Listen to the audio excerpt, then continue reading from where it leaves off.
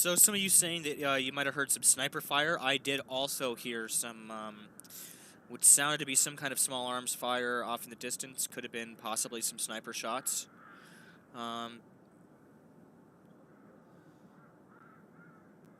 Yeah, very eerily quiet sounds we're getting from. Oh, hey, there's some action on the Kiev cam top left. Looks like an ambulance en route to respond to something. Have to keep an eye on that.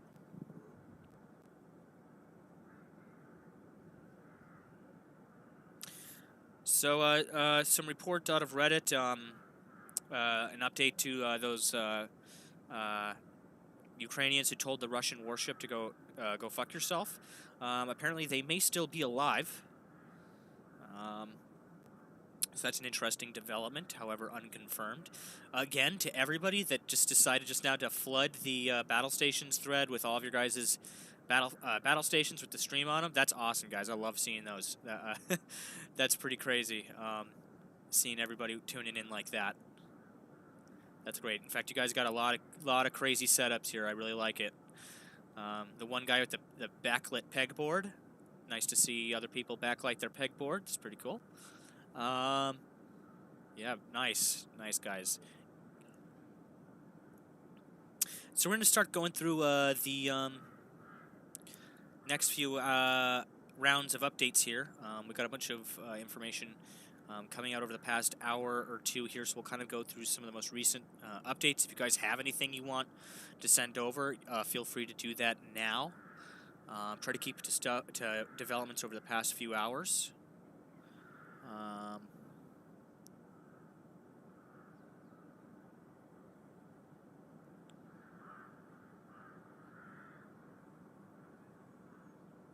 Some people asked me to check those Marco Rubio tweets. I don't see the validity in checking Marco Rubio tweets, but I guess, guys, yeah, we'll take a look at that at some point. Wow. Some people here really they got some serious setups going on here. One of these guys has my stream up on what seems to be like an 80-inch television. It's pretty crazy. Thank you guys so much for that. Nice to see all of you are tuning in tonight and this morning if you're in Europe.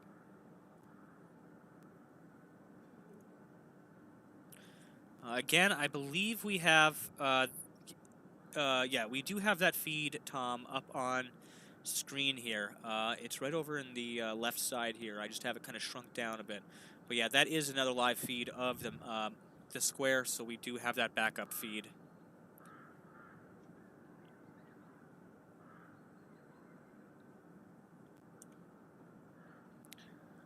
Oh yeah, thank you for that, Tom. Yeah, so that is right. This top cam here is Luhansk.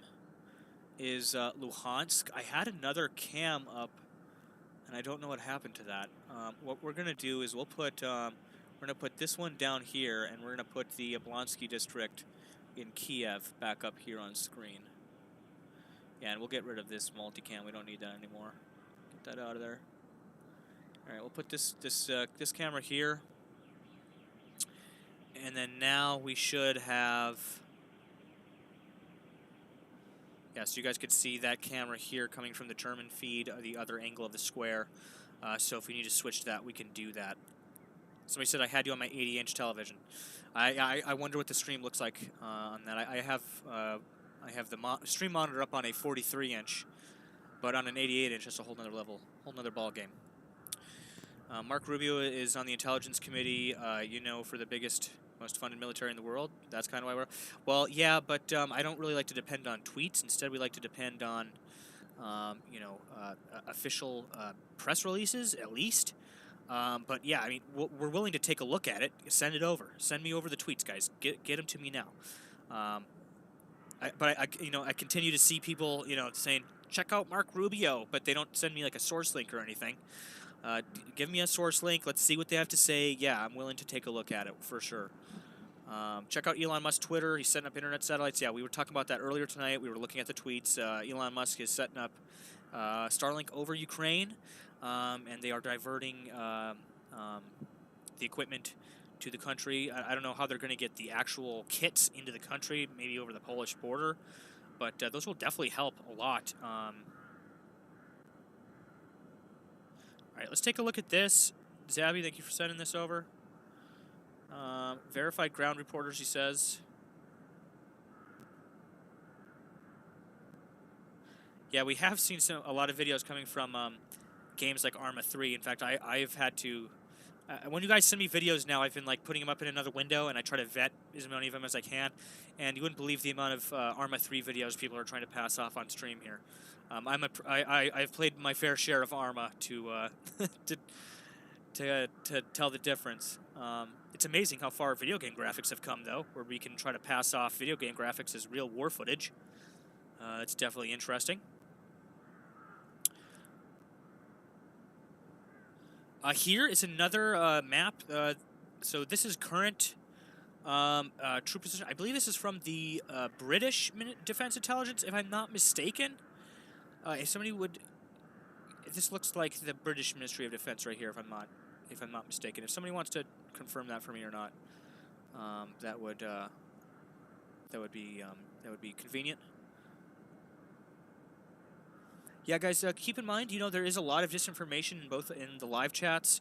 We're trying to do it as much as we can to mitigate that situation. But keep in mind, guys, you know, there's a lot of effort to discredit what's happening on these CCTV cameras. There's a lot of effort to discredit what you're seeing in the news by both sides, honestly. But, I mean, especially we're seeing a lot of it coming from the Russian side of things. So just keep that in mind, guys, and everything we show you is unconfirmed. If something is 100% concrete, we'll let it be known. But until that point, just take everything with a grain of salt, okay? Everything that you see, we're in the middle of a war. This is the fog of war we are experiencing, okay? We are unable to see, you know, what's truly going on. The waters have been muddied over the past 72 hours of this conflict unfolding. Of really heating up. It's been unfolding much longer than that, but it's definitely heated up over the past 72 hours.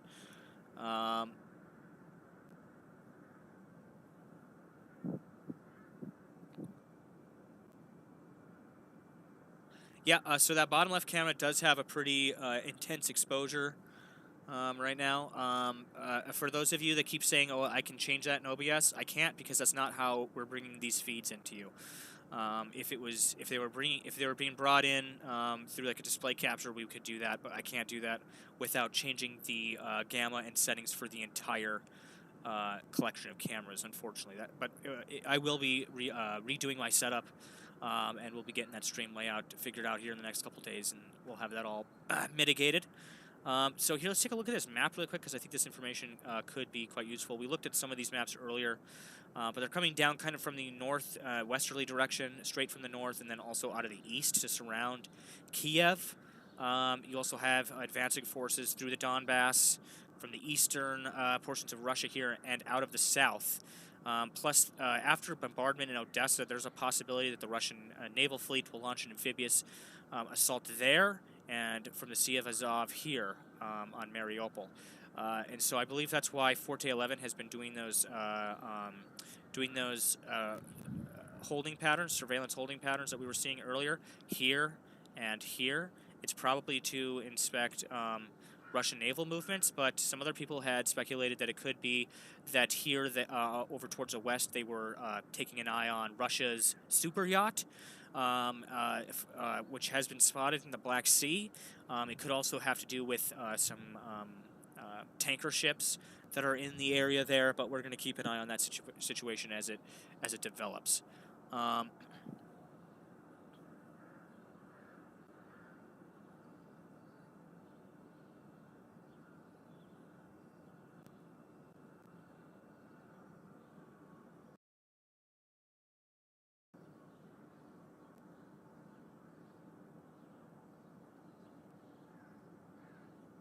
Somebody says replace bottom left with Foxcam. I believe this is the Foxcam, if I'm not mistaken. Hold on, let me find out. I want to make sure that I got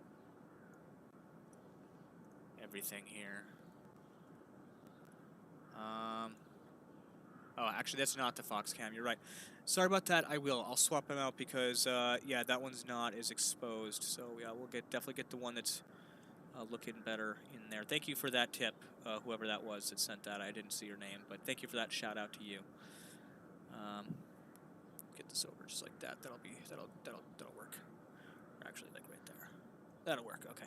All right, good. Now we can see that much clearer. So, yeah, guys, that map, some interesting data on that. Let's go back over to here. Russian planes flying towards Belarus from J-Hout 5 minutes ago. We've been seeing them move troops and forces over the past 24 to 48 hours. That's not surprising to see a continuing of that pattern of movement from Russia.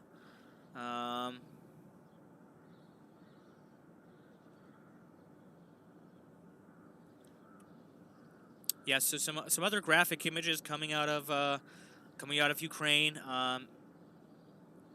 You know, as you know, things start to heat up, we do have to kind of, you know, be discretionary in some of the more graphic things that we show to you guys, of course, right? With that said, you know, I'm trying to bring you guys as much of what's going on as possible.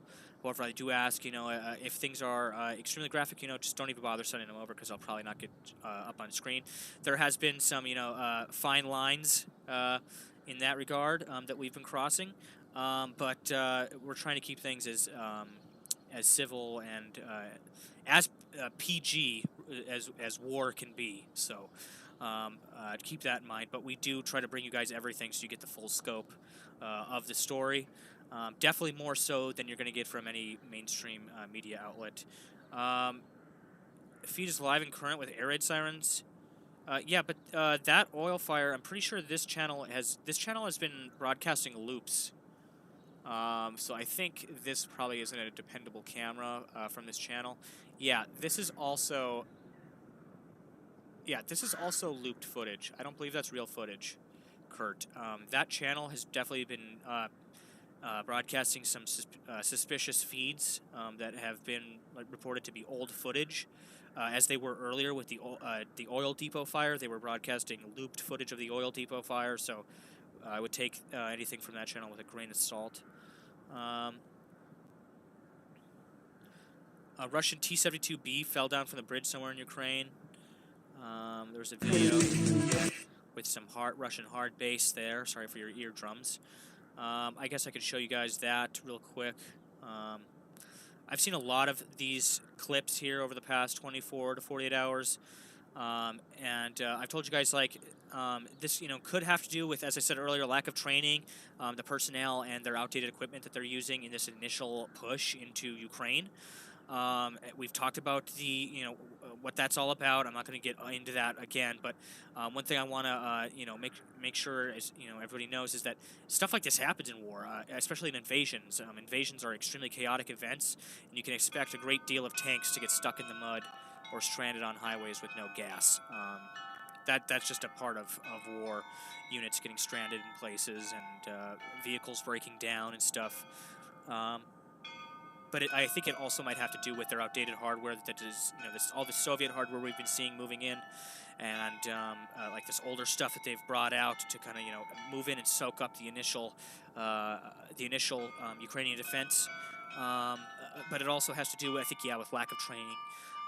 But again, it's just, you know, it's a part of war. Tanks are going to get stuck in ditches, and the first wave was a disaster, said somebody. Yeah, we've been talking about why that is and what that's all about, and we believe it's a kind of, you know, just an effort by Russia to kind of soak up that, you know, those initial anti-tank and anti-aircraft defenses, and they're going to send in a more capable wave in the coming days or hours. Could be wrong. I mean, I hope that, you know, for sure the Ukrainians have, you know, been putting up a hell of a fight, and I hope that that's what we're seeing here. It's just that the Ukrainians have really been just, you know, kicking their asses, and I mean, they're definitely outnumbered. They're outmanned, outnumbered, and outgunned. All right, and everybody likes an underdog. Okay, so I think we can all agree that you know, the Ukrainians have definitely been putting up a fight. The Russians, though, they have also been putting up a hell of a fight. They're right up on Kiev now. So I mean, it's only a matter of time before we really see if they're going to, you know, be able to move in on the city, or if that's going to falter. If the Ukrainians' defense is going to, you know, hold through. We hope that that is the case, at least for the Ukrainian people that are still in the city.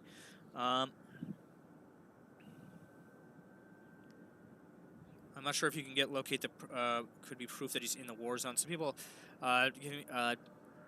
tell me, you know, that it's possible that Zelensky is, you know, still in and around Kiev, and that he is currently mobile in and around the active war zone. So that's some interesting information.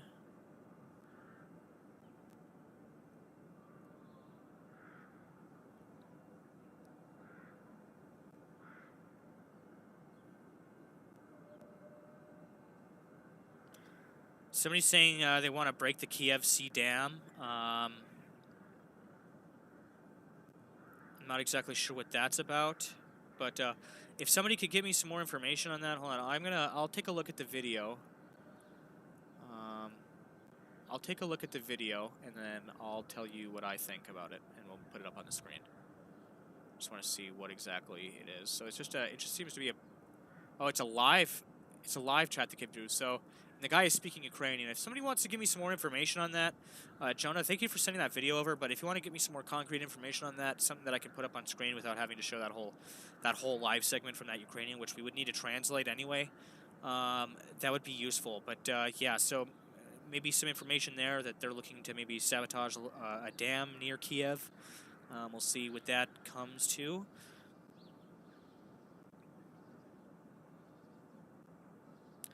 So somebody's saying here, so this is a tweet. I'm not sure if this is true or not, but something about the financial director from Gazprom, the largest publicly listed natural gas company in the world and the largest company in Russia by revenue, has been found dead by suicide in St. Petersburg. Not sure what that's all about, but that could be a... I'm not sure if that's related to what's going on, or if this can even be confirmed. But if we could get some more concrete information on that, that would also be an interesting development, because that could have some deeper consequences, I think. Kiev Square camera is too small. If you could resize it better, yeah. So that Square cam is a German news feed. As you can see here, we're just trying to really focus in on here. If somebody could find me a camera of this, if someone could find me an exact angle of the square from this position, we could put that up on screen bigger for you guys. We also have this feed of the square, of course. We're really interested most in Skyline Shots, because that's where we can see evidence of aircraft, bombardment, and stuff like that. Some of these street cams are useful, though, for looking for troop movements, of course, so we'll have to keep an eye on those.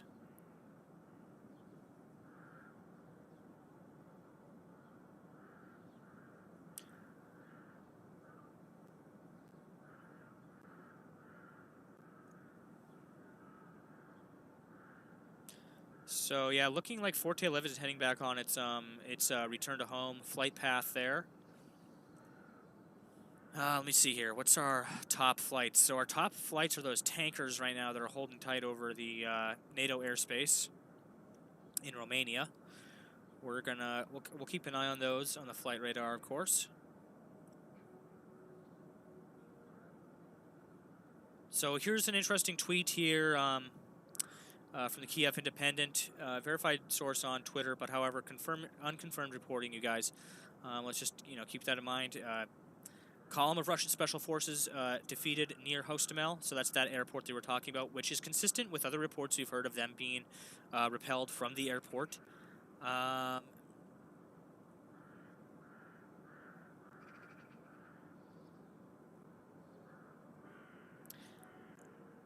So yeah, some more stuff about the Chechens here.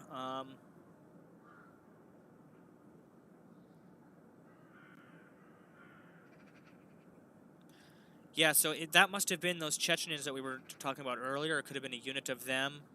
According to Channel 24 sources, the Ukrainian military blew up an echelon of 56 tanks that included General, that Chechen general, which we heard he was still alive, though.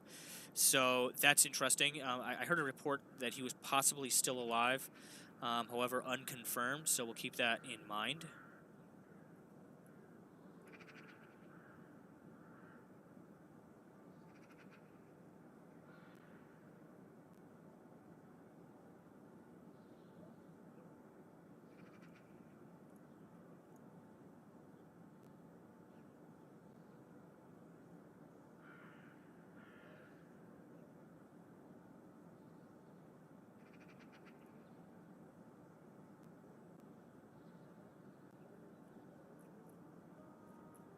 Wow, again, I'm just, sorry guys, for a second I got distracted here.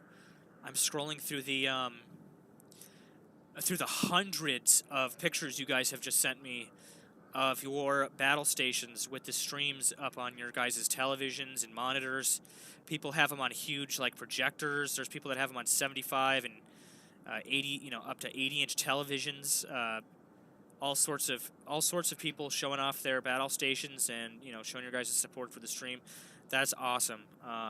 Wow, I'm just I'm blown away by your guys' images here. I'm seeing. I believe this is somebody's. Is that a backup power rack? Yeah, it looks like and what seems to be networking as well. Very interesting. I see somebody with some wooden server rack equipment. Nice to see somebody's rocking some good old-fashioned wooden server rack equipment. Looks pretty cool. Wow, these images you guys are sending me, that's awesome. Thanks again for all of those. Hundreds of people just flooded our battle station channel with plenty of awesome images there. Thank you so much for that, guys.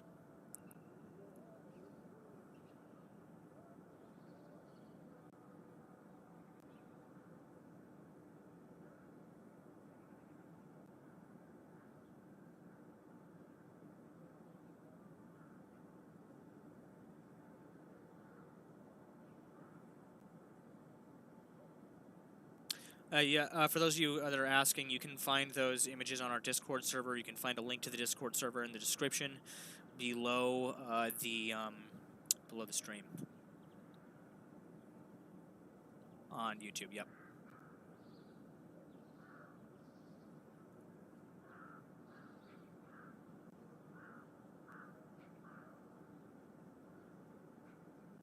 Somebody here that sent me a video. They're watching my stream, I think, in a VR headset while racing. That's pretty cool.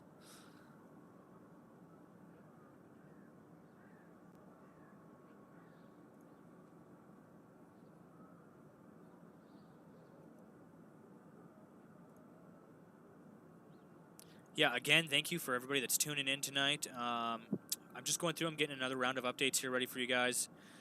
And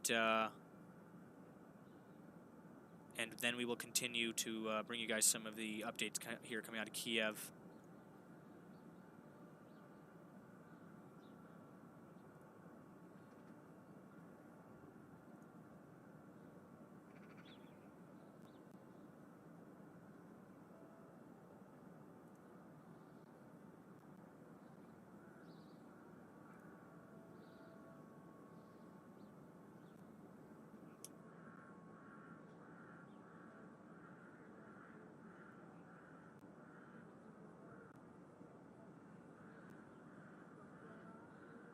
So I'm expecting, as the sun rises here over Kiev, guys, I expect us within the next probably 30 minutes to an hour.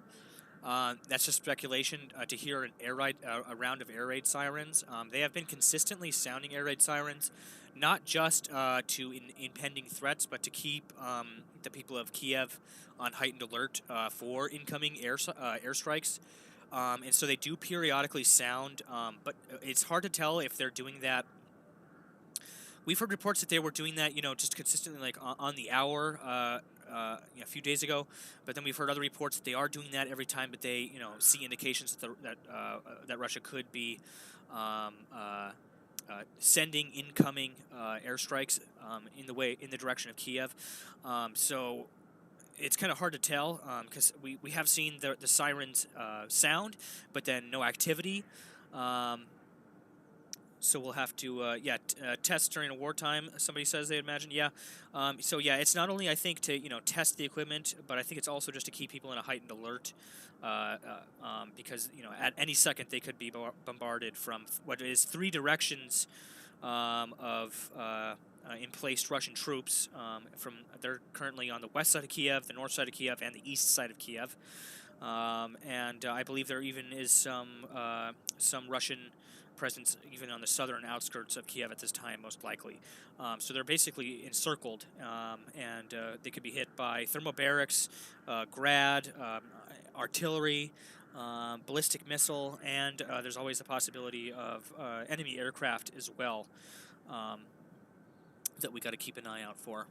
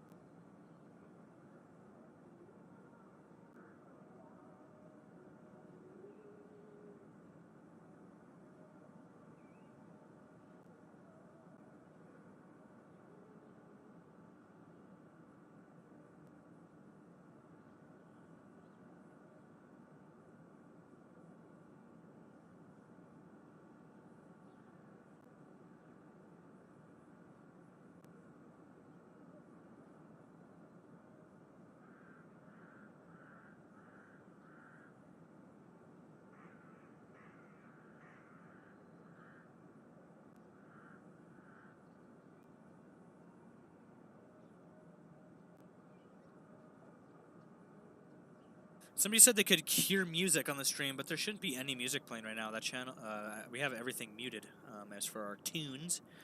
But if you guys can hear music, please let me know. Shouldn't be hearing any music coming through right now, unless it's coming from one of our camera streams, possibly. You could also be hearing music coming from Kiev, from the audio. Somebody said they heard it too.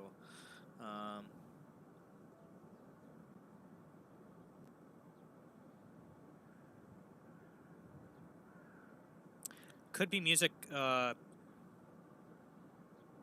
there could be music coming from Kiev, car audio.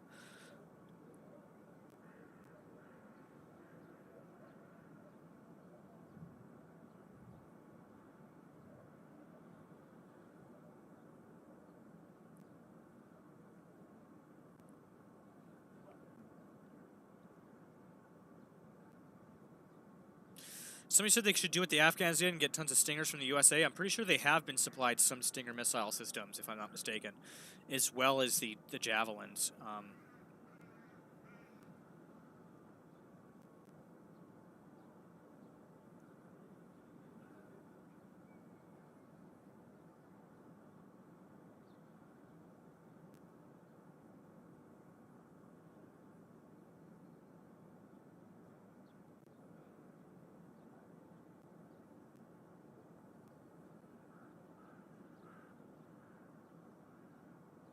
Elfnet said, those racks are mine in the Discord. They are radio communications equipment and WAN internet access repeaters. Also a HF log and decoding PC. Pretty cool, man. Pretty cool. That's awesome. Pretty interesting. And also good rack design. I like that.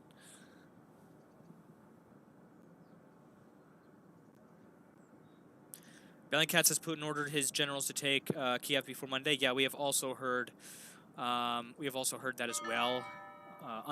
Unconfirmed reporting, though. I don't believe there's been anything like that reported by the mainstream outlets yet. But if there is, we'll put that up on screen for you guys.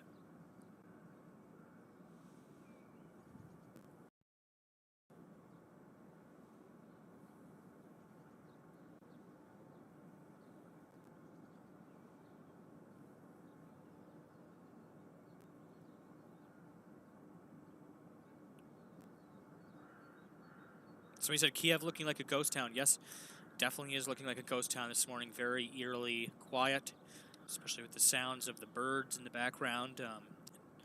Definitely built an atmosphere, very concerning atmosphere in Kiev this morning.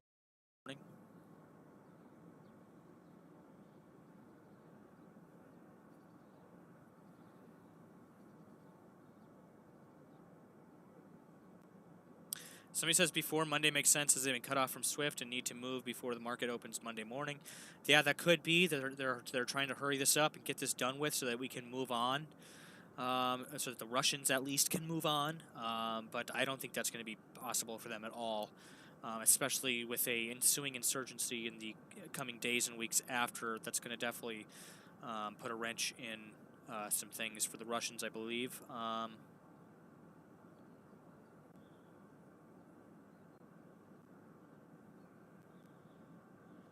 Somebody said, yeah, they have Stingers. If they had Patriots, it'd be a whole different ballgame. Yeah, I believe we should have supplied them with some kind of missile defense systems and some kind of, probably like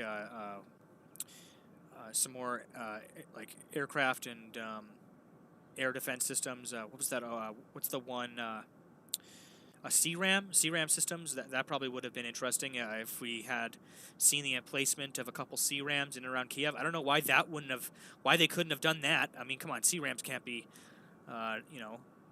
too expensive. I mean, they're obviously extremely expensive, but I feel like that could have been something that could have been realistically done for the Ukrainians.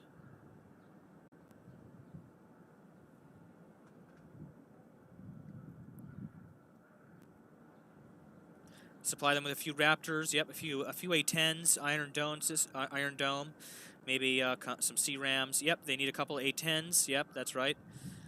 The A-10s definitely would have helped. We've already spoke to that before.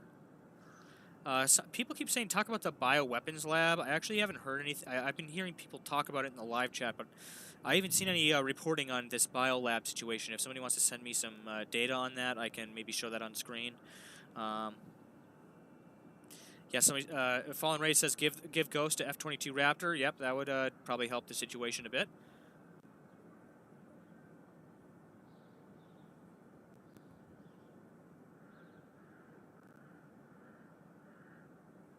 So Stingers, somebody's saying Stingers are about $80,000 per missile. They currently have been given about 1,200 from different nations, including the USA.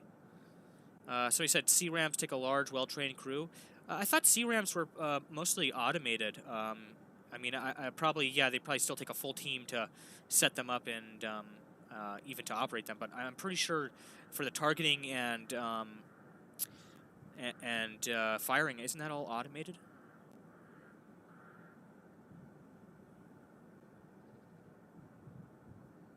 Somebody said C-Ram are a private company that are really hard to set up. I work on them. That's interesting. I still think it would have been a hell of a defense system to have for in and around Kiev. Somebody says each C-Ram system costs somewhere in the region of $10 to $15 million. I wouldn't put it past it, but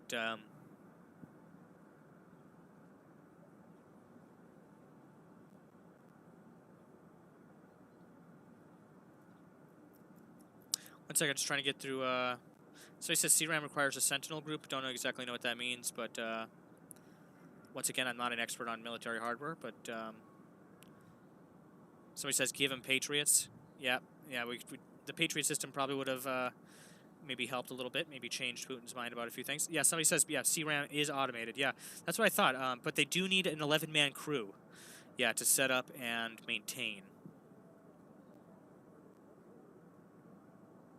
Somebody says, don't all embassies have C-Ram at them? I don't think that's true.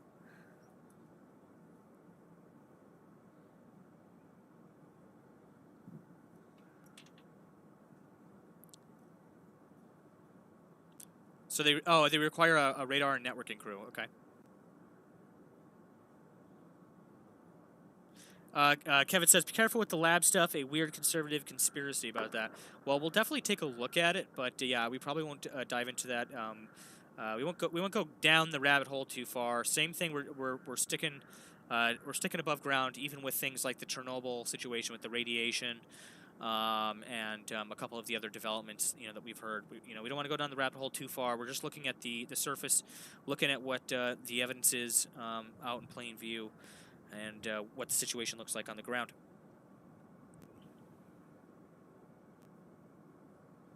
Yeah, currently I'm just kind of answering some questions here, guys, so don't mind me. I'm just kind of going through and answering some of your guys' concerns and questions right now, and then we'll do some more updates here in a short while.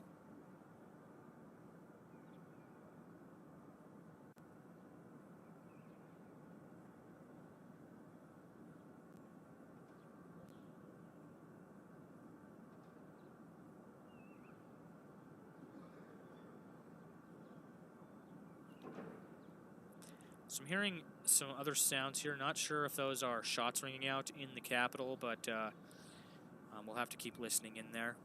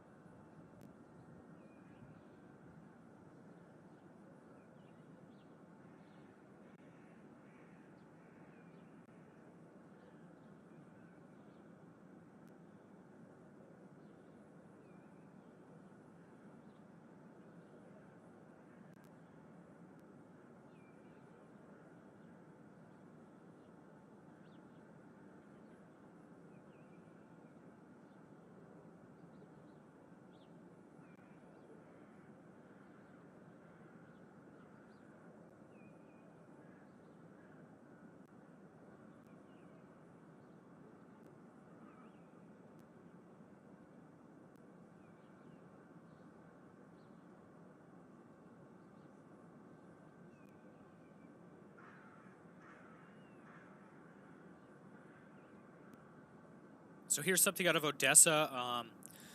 From the Kiev Independent, just reporting that Russian military launches drones in Odessa. The head of public council at Odessa Regional State Administration says the Ukrainian military is working to neutralize Russian forces at this time. So that's interesting. We'll have to keep an eye on the situation out of Odessa. That has been ongoing tonight.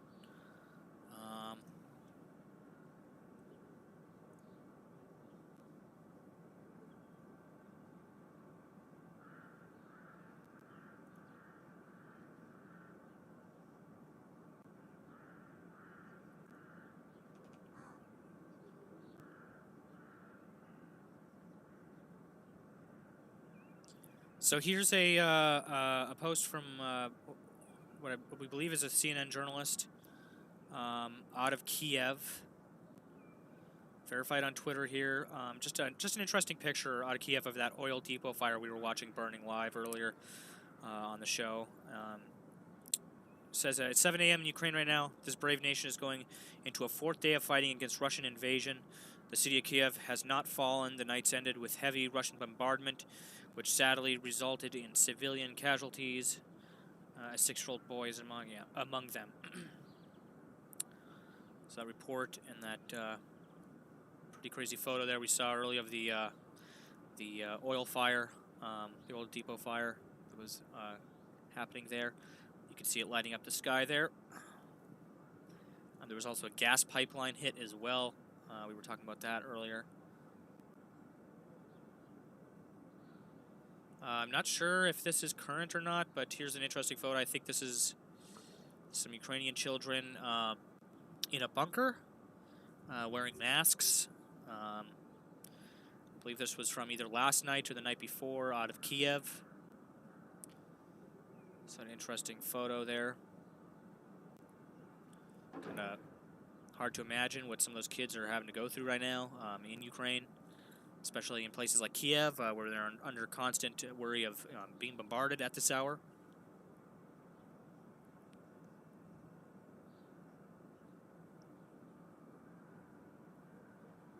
So he said they sent me a GIF clip of the live recording of the explosion when the depot went off. We'll take a look at that here in a second. Some people tell me the biolab stuff may be disinformation. False claim of U.S. biolabs in Ukraine tied to Russian disinformation. Yeah, so that's some more tidbits about that. We'll keep tabs on that and that ongoing development.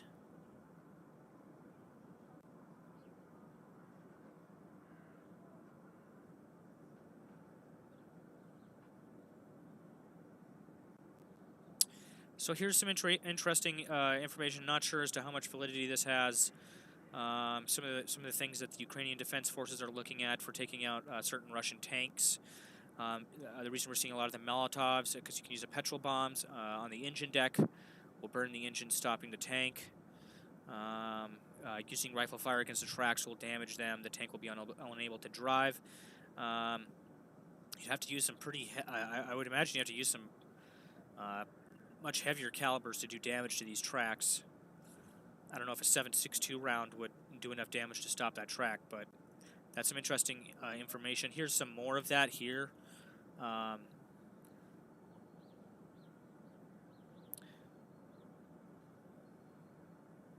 If a heavy metal object, okay, so yeah, so talking about jamming heavy metal objects into the tracks themselves, using petrol bombs to disable the tank's engines. So that's some interesting stuff there. Just lost some audio there from one of our cams. Oh, nope, it's back now. Okay.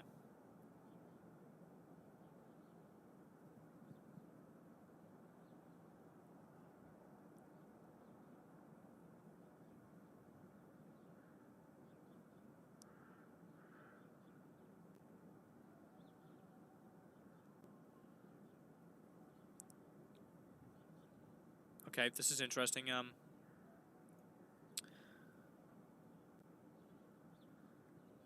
Mike G tracking the Stratotanker flights. Let's go back over there and take a look at that real quick. He just sent me a image. So here's this one here. Yeah. So it kind of went down near me. They could be coming into land at an airbase near here. Actually, yeah, I don't know. We'll have to keep an eye on that. Some interesting movement out of these strato tankers. Mike G, thank you for keeping an eye on that stuff.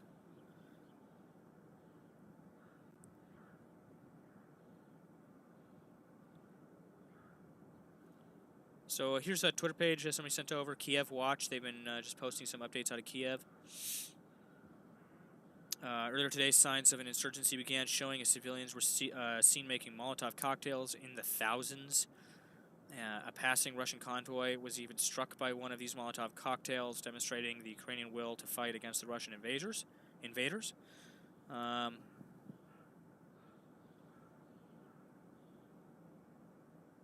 It's interesting. Yeah, more stuff about that tanker that we were hearing about earlier. Here's more about that Ukrainian sniper, the Ukrainian Reaper. This is interesting, you guys. This these stories we're getting out of Kiev of these heroes. We've had 3 so far. We had the Ukrainian Marine that blew up the bridge, killing himself in the process, which was confirmed reporting. And then there was the Kiev Ghost, which still hasn't been confirmed, but we still believe. And then now we have the Ukrainian Reaper. That's an interesting story. We've heard multiple reports of this this sniper now that has over 20 kills in the defense of Ukraine. That's pretty interesting. So yeah, we were looking at the particulate levels in and around some of the areas where that oil depot was burning last night, and we confirmed that the air quality was indeed significantly hazardous in those areas. So we've been monitoring that.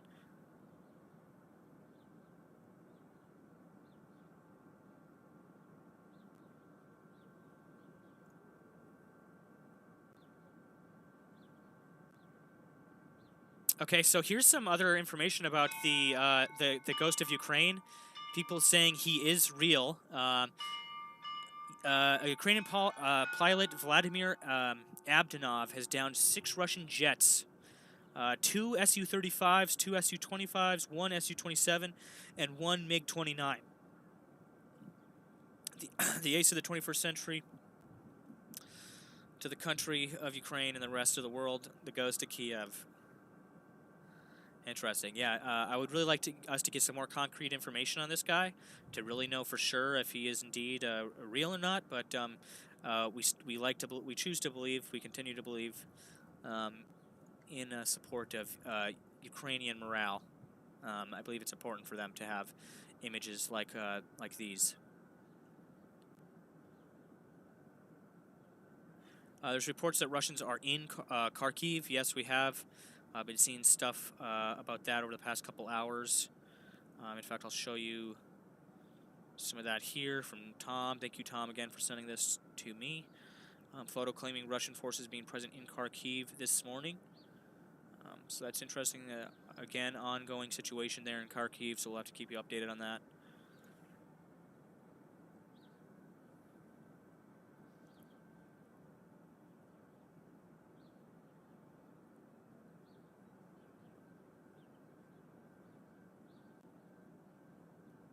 Somebody's saying this is an older image of the ghost of Kiev. Again, from the same source, Cheesy Bro sent me over that tweet just a few seconds ago. We were looking at of that Ukrainian pilot.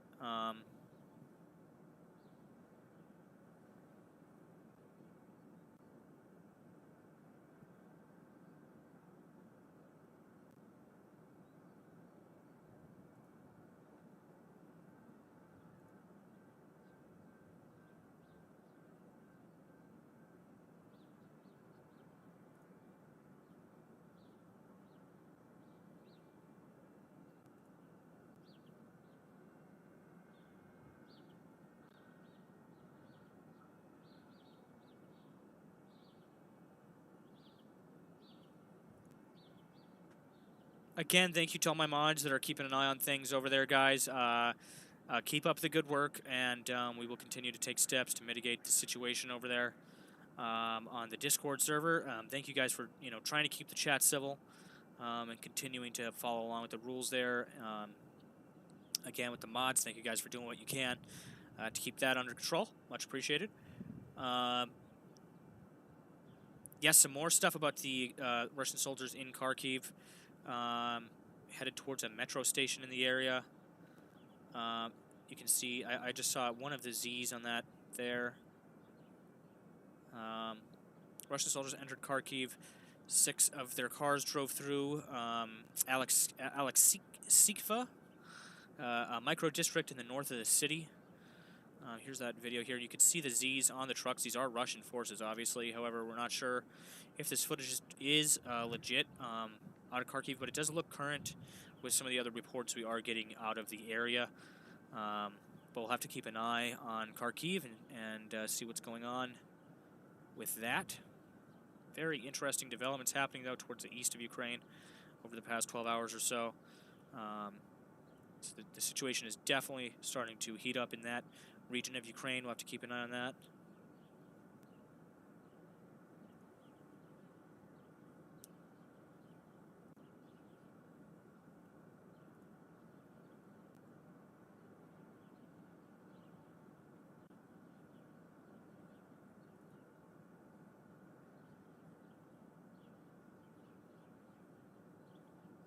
Somebody's saying check flight RSD-88 on flight tracker. Apparently it's a Russian presidential aircraft. All right, we'll take a look at that. Is that on our... Oh, yeah, it is actually here.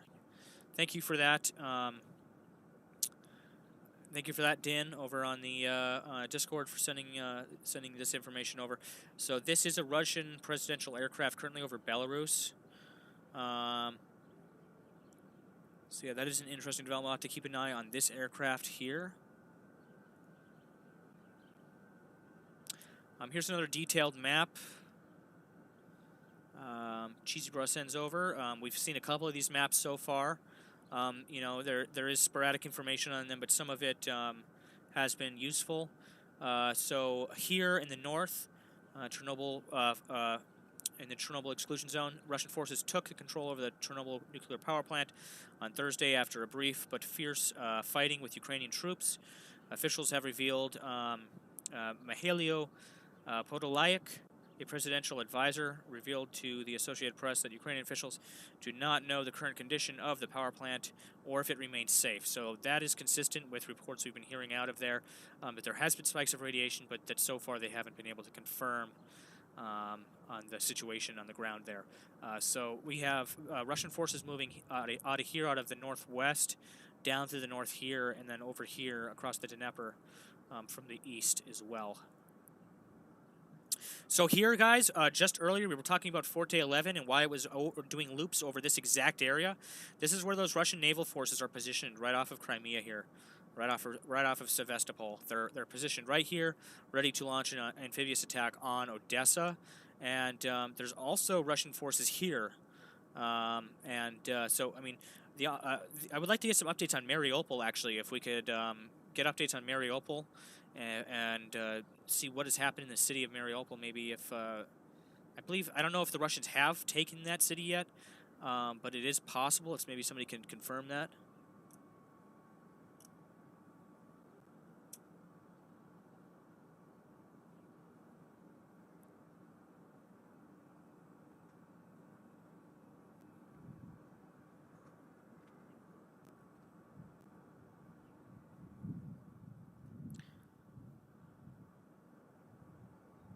So yeah, we heard about this, guys. We were looking at this earlier, or the other day, that hydroelectric plant that we were following. Soldiers raised the Russian flag over that hydroelectric plant. I'm pretty sure we also got confirmed reporting of that, so that they had taken ground in that area, in and around north of Crimea, I believe.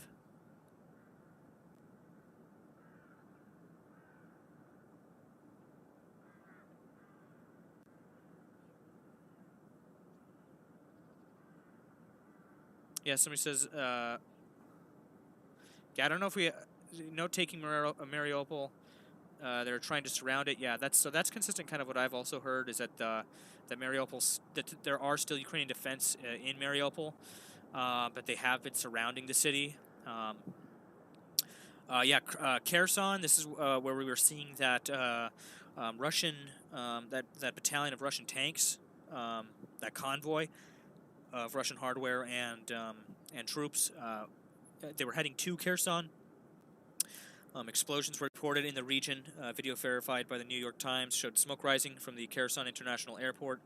Russian media reported 13 casualties, including 2 children and 9 servicemen. So we'll have to keep an eye on the movements in and around Kherson. Another explosion just now outside of Kiev. You guys just heard there on the audio coming out of Kiev. We'll have to keep an eye on that. Kharkiv, explosions recorded across the city as families crowd in subway stations, using them as impromptu bomb shelters. That's consistent with what we see in a lot of the cities in and around Ukraine. People taking shelter in metro stations and in bunkers wherever they can. So yeah, guys, just some other interesting information from those maps. Those have been pretty packed full of information.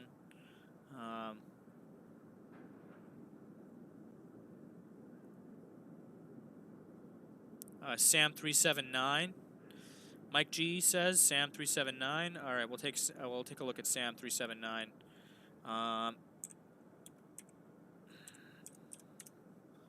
Whoops. There we go. There's Sam379. U.S. Air Force. It's a Boeing C-40B. Okay, that's interesting. Where is she though? Okay, she's heading down towards the Mediterranean. So we'll have to keep an eye on the developments with Sam379 as well.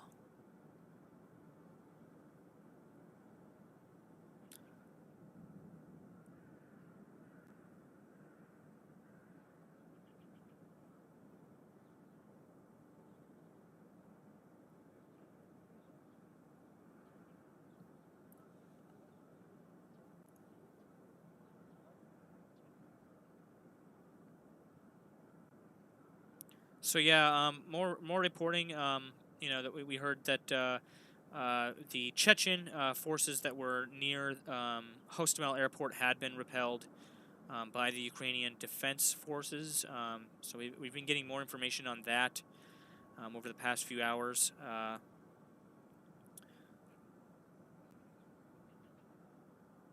So Hans Groper with some information says that odd-looking flight pattern that the tanker was flying is called the refueling track, or racetrack holding pattern. Yeah, we've talked about the racetrack holding patterns on the show before. It looks similar to a NASCAR racetrack. Yeah, we've also watched Boeing E-74Bs, or is it E-47B? Whichever one is the nuclear, they call it the Doomsday plane. We've actually watched those and tracked them doing racetrack holding patterns to test VLF radio equipment. So we talked about that before on the show. And we also saw a refueling tanker do a refueling pass with Homer 71, I believe it was, over the Black Sea. That was a couple nights ago. We watched that refueling pass occur in real time on the flight radar, so that was pretty interesting to see that unfold. So yeah, so some disturbing footage of some Chechen army executing Ukrainians in the middle of the street. We're not going to show that on stream, of course, but I thought I should report that to you guys. Unconfirmed on that reporting, but it is some pretty graphic footage. So yeah, definitely some very stark developments coming out over the past 12 or so hours.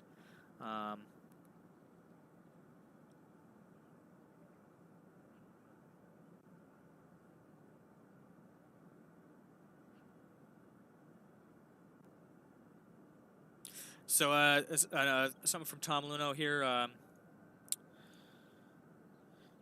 It's a tweet out of Ukraine from the General Staff Twitter page. It reads, the Ukrainian Armed Forces thanks you for support. 560,000 payments of UHA, 375 million from cards, 900,000 transactions from UHA. I believe that's the Ukrainian currency, if I'm not mistaken. 785 million from personal cards.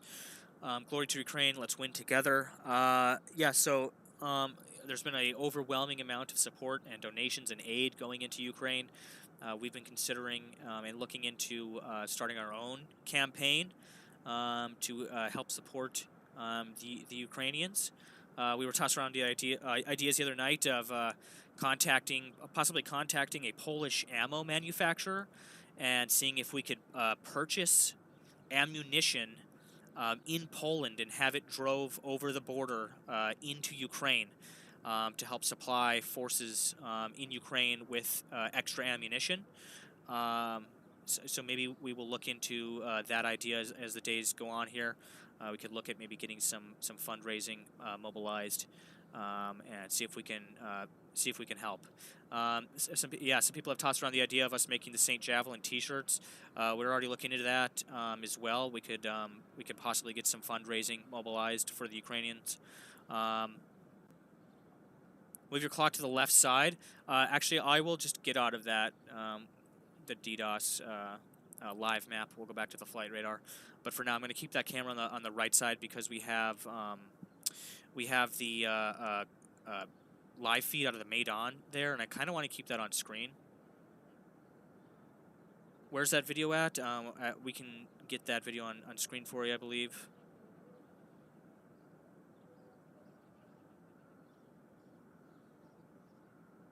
Try the DW live cam. Yeah, we tried that earlier, but they have the they have that. In fact, I believe. Wait, no, that's not it. If somebody wants to send me the DW cam, we have this other German one, but it's like their entire news feed. But they have a feed of the Maidan Square on that feed as well, so that's why we're keeping that there, just to have another backup angle if we need it. A lot of people saying Odessa right now. Yeah, Odessa is currently under attack for what we've been hearing over the past few hours.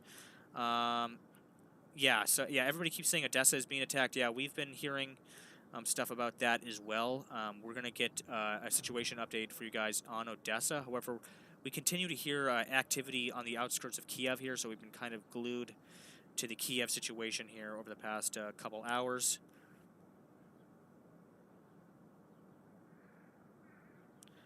Somebody says, can we send somebody in to fix the piss tree cam? Yeah, if we could, we would, but all of those cameras on that highway were taken down, unfortunately.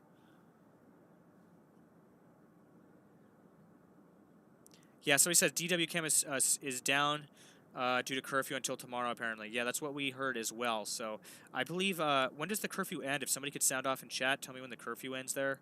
That would be helpful to know. Hot mic is up in case they come back online. Yeah, we don't. I don't believe hot mic is up. I believe they have left. Another streamer has Odessa cam, but no link. Yeah, we have Odessa cams as well. We can get some up if need be.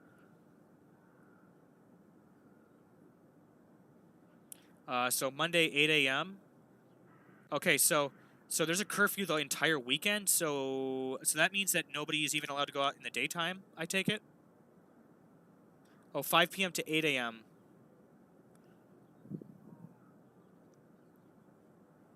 Right, okay. Yeah, if somebody wants to get me an Odessa cam, if there's action going on those Odessa cams, we'll get them up on screen. But at the moment, we're keeping these Kiev cams up because Kiev is definitely under threat today. Yeah, we'll put Odessa up over the flight tracker if somebody wants to send me a camera with something going on, or maybe a good Skyline cam. All right, we got them rolling in now. I'll get something up on... I'll get some on screen for you guys here. Give me 1 second.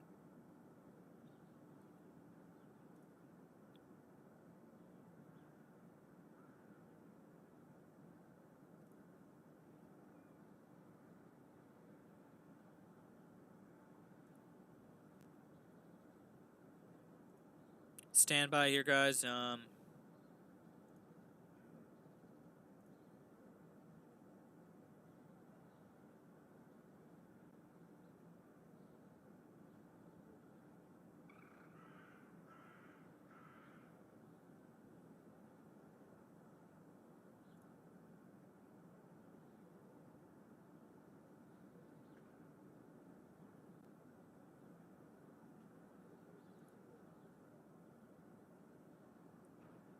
Dulon with the update. RFF 6120 just departed from Syria. Another Russian state airplane. That's interesting.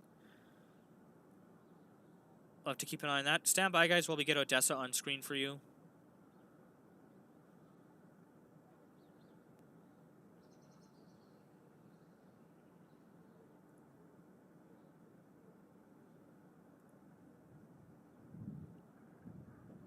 Again, if anybody has any better angles of Odessa, most of these are just like not usable.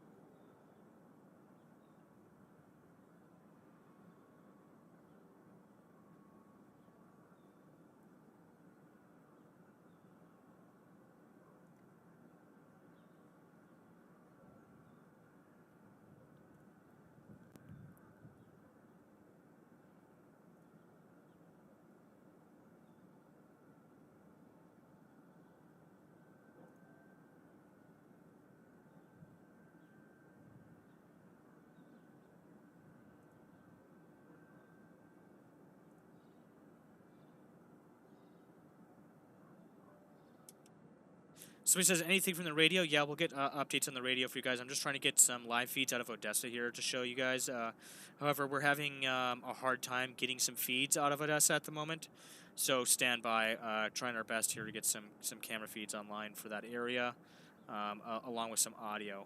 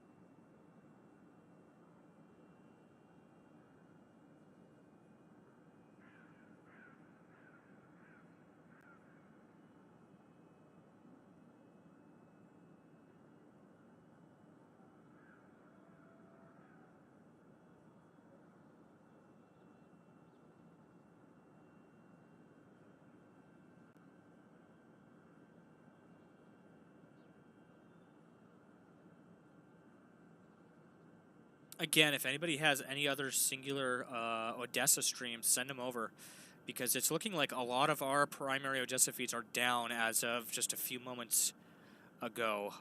We have one. I don't think that's going to be usable, though, and I'm unable to geolocate that one at this time, so we're going to probably not... If anybody has, yeah, one of just like the Skyline, we'll get that on screen.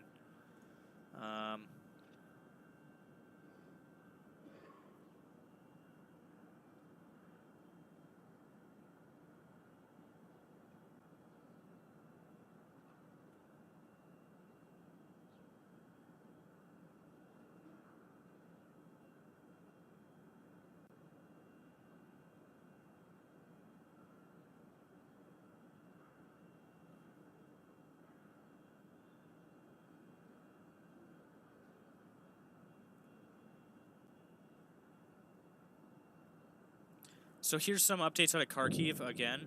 We just heard another explosion. We just heard another large explosion near Kiev.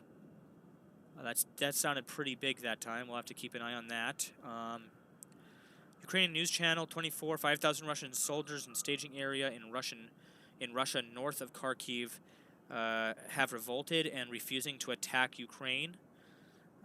Earlier report from front lines around Crimea is that 1/2 of Russian soldiers turned over equipment to Ukrainians, again refusing to fight. That's some interesting information, however unconfirmed, but that is pretty inspiring to hear of some of those developments.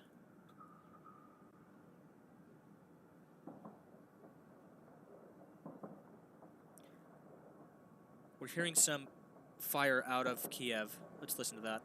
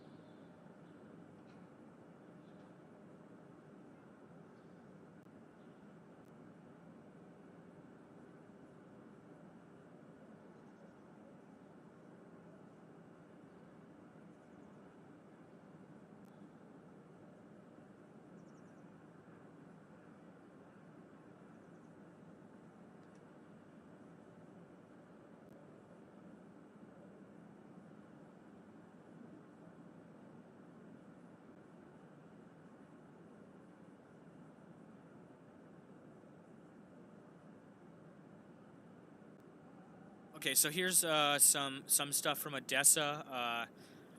We'll welcome Russian aggressor to Ukrainians in all regions getting ready for hot. Welcome to Russians. I don't, yeah, so the translation's a little bit off there, guys, but this is footage of them basically prepping Molotov cocktails and, yeah, basically getting ready to fight the Russians, the Russian invaders. That's some interesting footage there out of Odessa.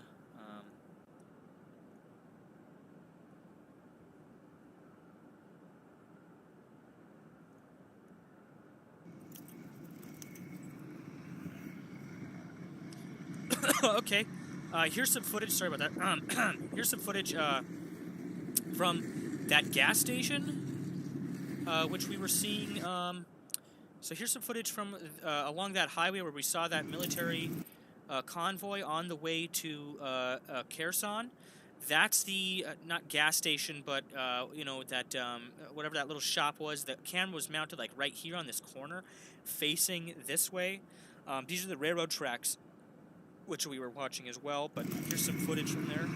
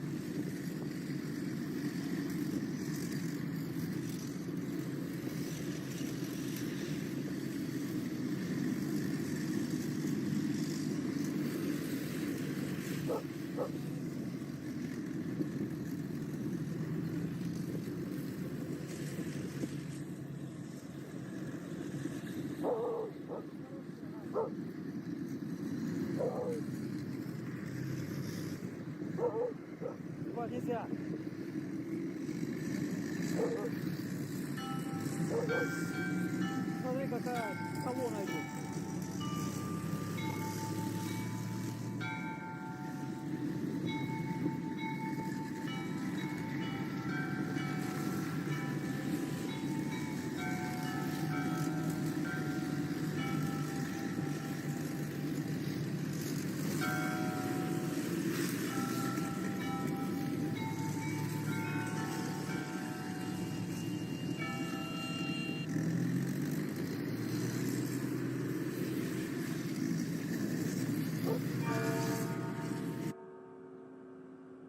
Alright guys, so back here to the audio coming out of Kiev. We're going to keep an eye on that. Go ahead and remove flight radar here. We'll get another Kiev cam up on screen. Some people talking about the possibility that there was some missile launches off to the left of that camera. Not sure about that, but we will take a look. Oh my god, that other camera that we were looking at earlier that had the super high exposure, now that it's daytime, it just looks white. And whoever's running this stream doesn't even realize that they've been showing just a white overexposed square there. But the audio is what we need out of that stream. That audio is probably the clearest audio we have coming out of the Kiev stream at this moment. I want to go ahead and try to get another cam here up for Kiev. Oh, another shot rang out there in Kiev.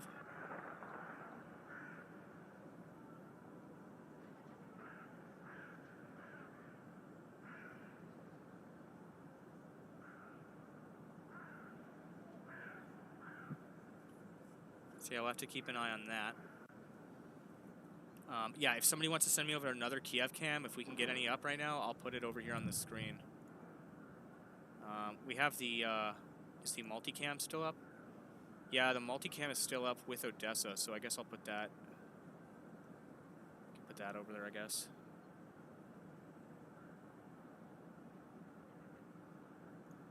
Until somebody else sends me like a better cam to put over here. So Lviv, Kakova, and the Donetsky district, and Kiev, I believe.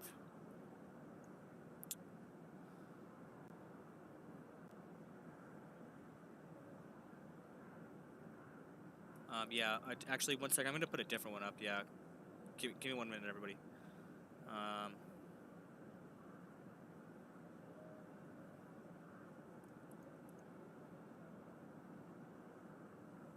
So, Tony, thank you for this one. Good live feed and updated. Okay, I'll keep. I'm gonna put this up too, I guess.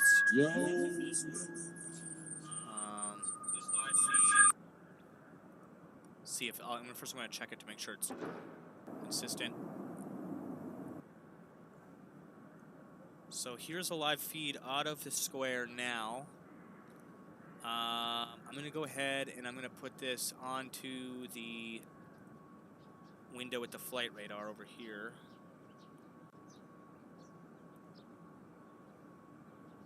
Okay, so we have that up on screen. Pop this out. Okay, so we are actually hearing. So we are hearing audio off of both channels. So that's good. Yeah, if anybody wants to confirm that this shot is current here, I believe it is out of Maidan here.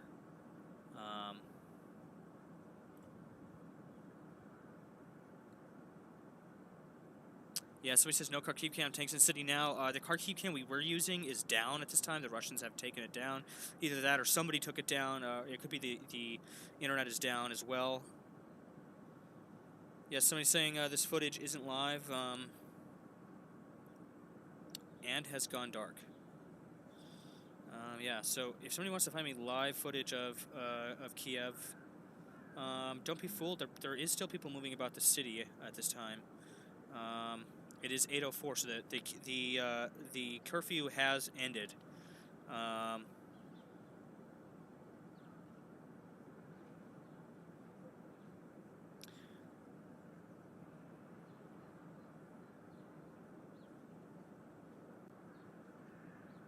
Yeah, so okay, so people are unanimously saying this looped video. Somebody get me another camera to put up here.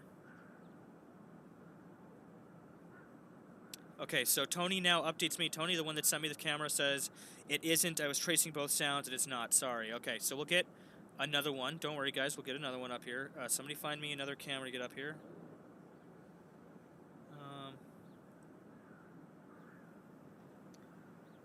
So this is another, somebody says this is another cam from Kiev. We'll take a look at this one. If somebody could geolocate this camera, that would be useful.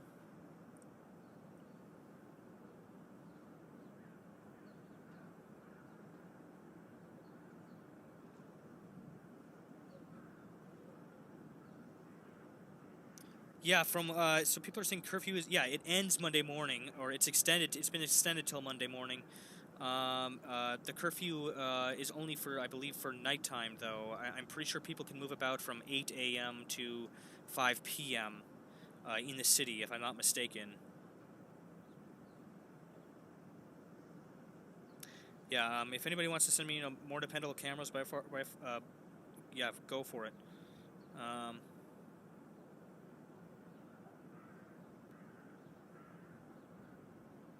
We'll get those on screen here for you guys.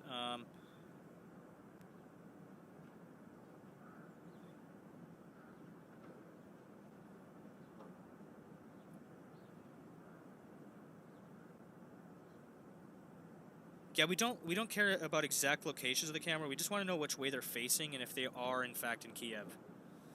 Giatti says 4011 headed back to base. Awesome, thank you for that.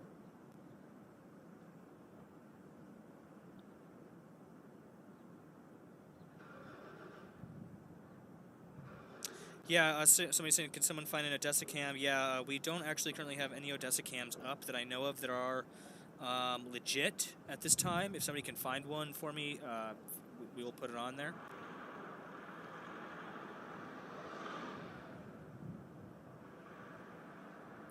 Again, guys, trying to get another cam here.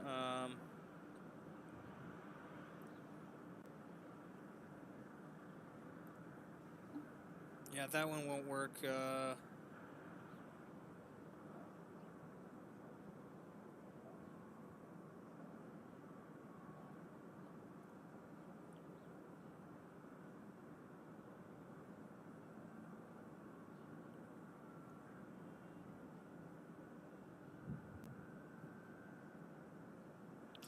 So Hans Groper, he sends over some very useful information. Thank you for this. He says, I previously worked on the RC-135 aircrafts. Here's some light info on the 3 variants I've tracked over the past few days.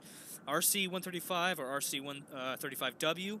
A V or W is the rivet joint, able to detect, identify, and locate vehicles, boats, and aircraft based on unique signatures. I believe that uses a radar, a ground scanning radar, if I'm not mistaken there, Hans.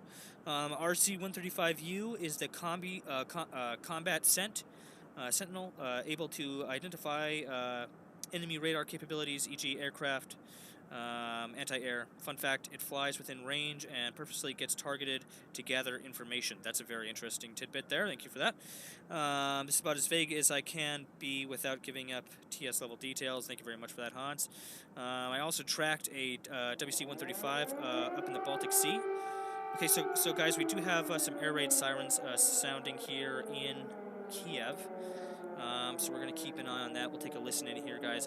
That camera on the right, I'm still trying to replace with something, so stand by, as well as the camera we have with this news feed up here. So, in fact, I'm just going to move this cam back over so we can get a broader shot of Kiev there. We'll go ahead and we'll shrink down St. Javelin a little bit, too. Right there, that's a little bit more reasonable.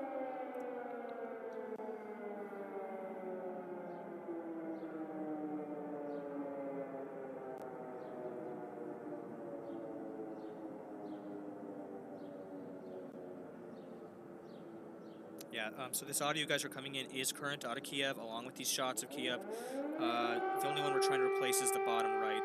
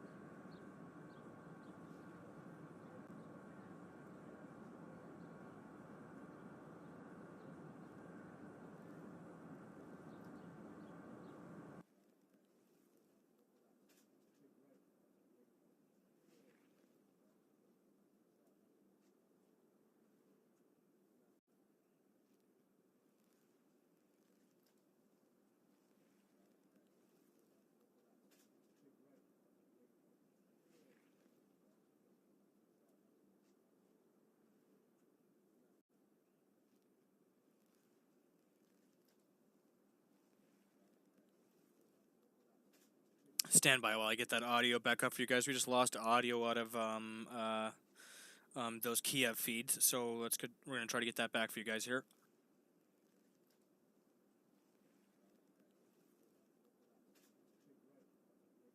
Yeah, we're the camera you guys are seeing in the lower right.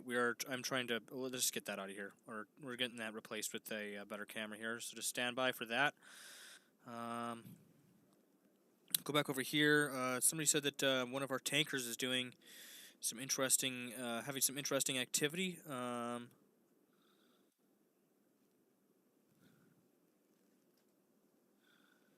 not sure if it was this one or what tanker that was they were speaking of. Flight Sam 379 is reported to be an American diplomat. Okay, oh yeah, we were looking at Sam 379 a short while ago. We'll take a look at that. Stand by, guys, or Logger 130. Okay, so that's the other one. Hold on, let me get a fix on that 1 second. So somebody said 130 was doing some interesting activity. Well, this looks just like its typical holding pattern here. We'll keep an eye on that. Yeah, no sound. Stand by, guys, for the audio. We have lost audio out of the Kiev camp. We're trying to get that back for you guys. Just give me 1 moment here.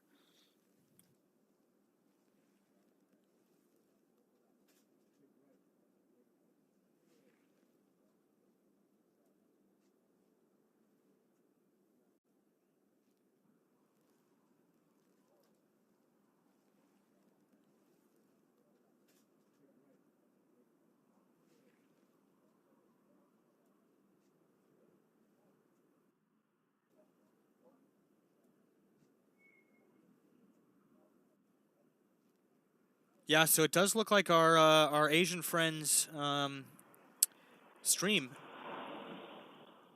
may have gone down. However, hold on. Now it sounds like some audio is coming through there. We'll keep listening into it, but yeah, it did seem like it might have gone down there. So we're gonna have to get you guys another feed from the square here. We've had a lot of fake feeds rolling around today, guys, so we are trying to do our best to confirm using other audio channels. We line up the audio. We line up the audio coming from multiple streams. We can tell, okay, these are all live streams. When the audio starts to have inconsistencies, is where we start to question things. So just stand by while I get some audio up for you guys here out of Kiev.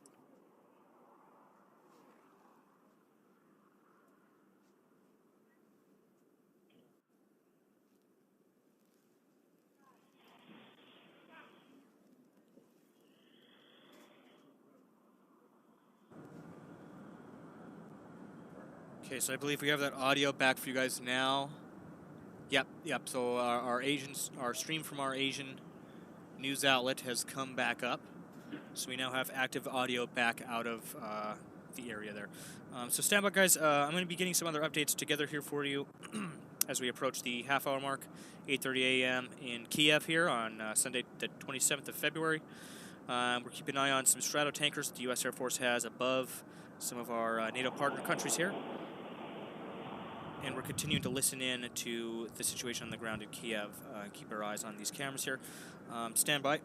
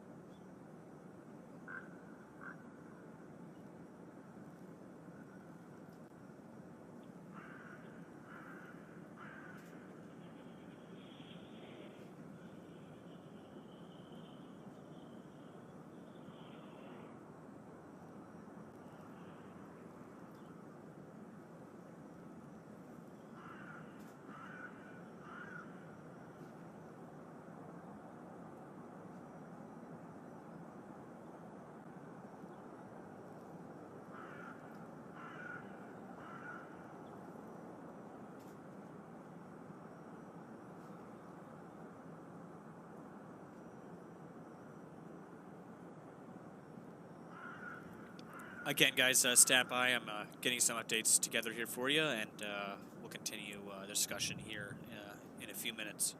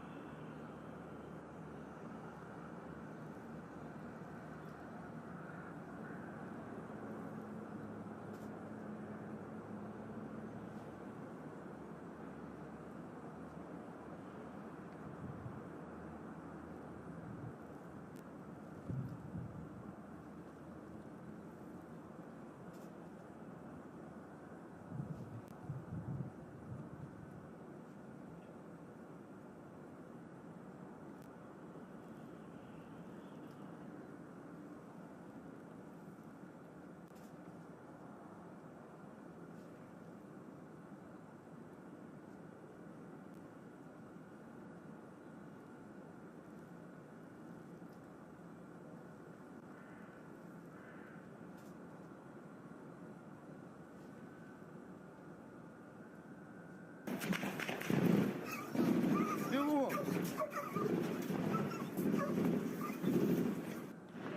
Да ну нахуй!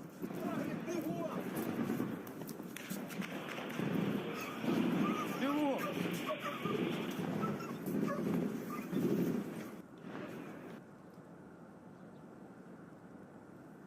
So that was some audio we just heard out of Kharkiv. Video there of some people running for a shelter with their dogs in tow. So yeah, it looks like the fighting is ongoing coming out of Kharkiv.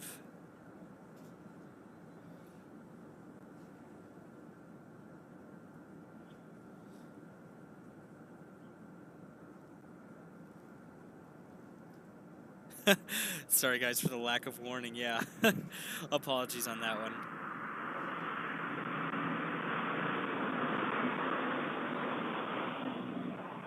So I don't know about you guys, that didn't sound like a car. That kind of sounded like a fighter jet, but I might be wrong.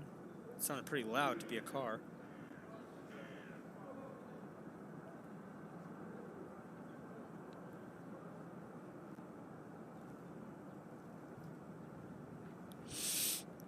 Yeah, top right is Blinsky District, Kiev.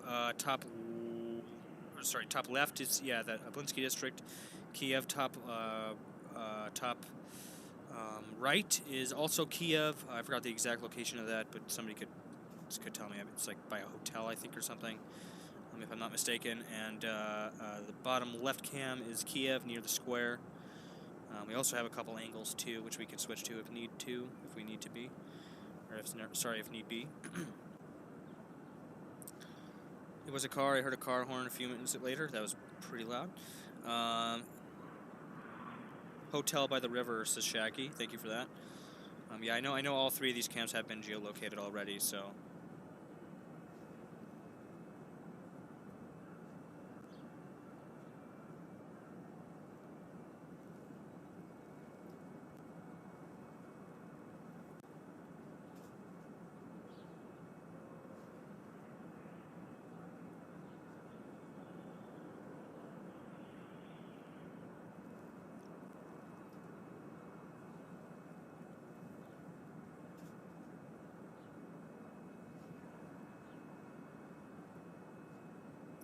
Kiev Independent Governor of Kharkiv reports heavy fighting is taking place inside the city. Yep, that's consistent with what we've been hearing over the past hour or so here.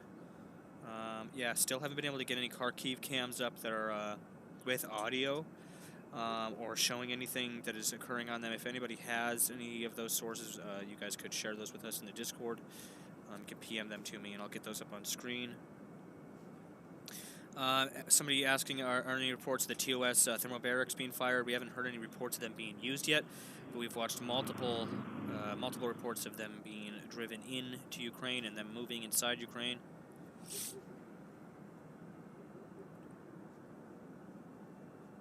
Dulon has actually compiled a list on Earth, on Google Earth, of our current active cameras and their locations, the ones that are in and around Kiev, so you guys can get an idea of what directions they're pointing in. Keep in mind, we're not revealing any troop locations on these cameras, Ukrainian troops and forces. If we see any, forced movements or anything that needs to be, concealed, we try to do that as much as we can to the best of our ability. But yeah, there's a list available to those people. Dulon, if you could share that link in the open source intelligence tools, that would be useful. So another explosion there out of Kiev. We're going to keep listening to that. That sounded like a pretty big bang. Another one there.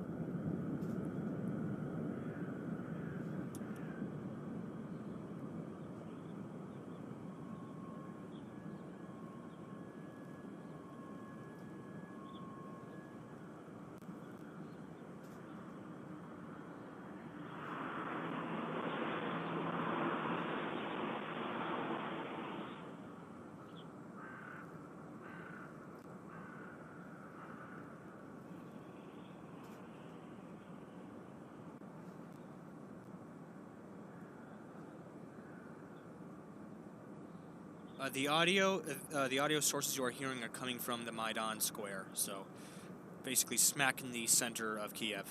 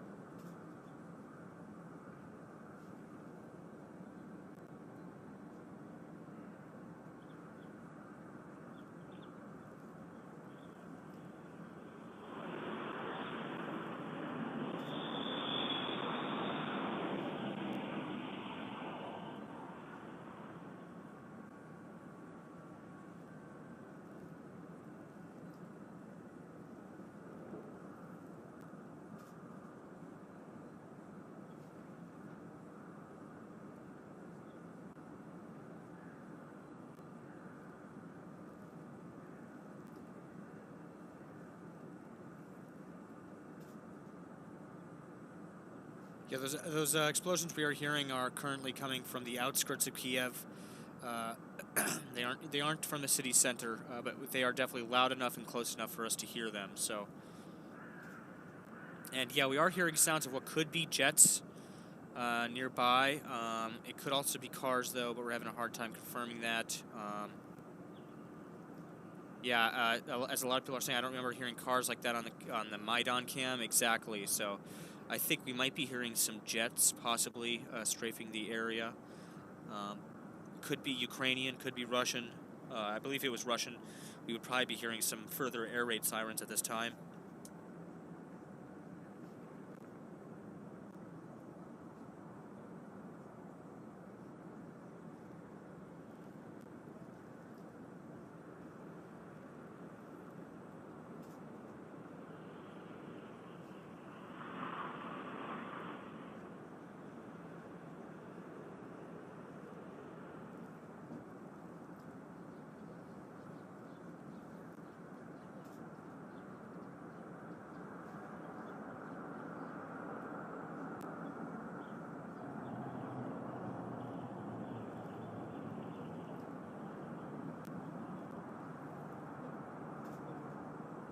Yeah, you guys can find all of the audio sources and video sources we're using on screen. Go look at them yourselves. You can find them in the Ukrainian Cams channel on the Discord server. Yeah, so live UA map is reading Kharkiv is currently either under control of the Russians, or that they are currently in active contesting over that area. Let me get a fix on Kharkiv for you guys. I believe that's right over here. Yeah, here we go. Yeah, here's Kharkiv. Okay, so we'll take a look in here. Okay, so let's definitely turn that down. So one of these camps is actually giving, yeah, I believe one of these camps is giving some other audio. So let's go ahead and let's kill that. Let's get all the other audio feeds killed. We're just going to listen to the one feed coming from our Asian cam, which we know for a fact is in the Maiden Square. So now, right now, we just have that one feed coming in from where you guys are hearing those chimes from.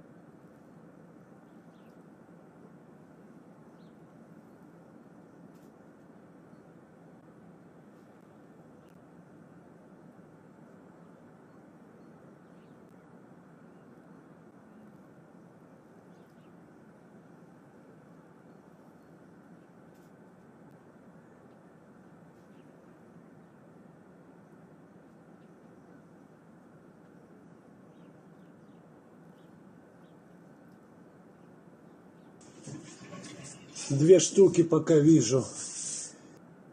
Третий ползет, солдаты крадутся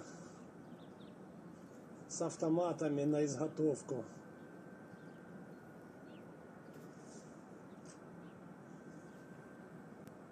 Три, четвертый КАМАЗ.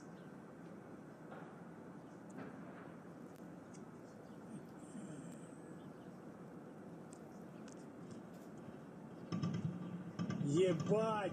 С тяжелого стреляют в сторону домов. С гранатомета сейчас ебет.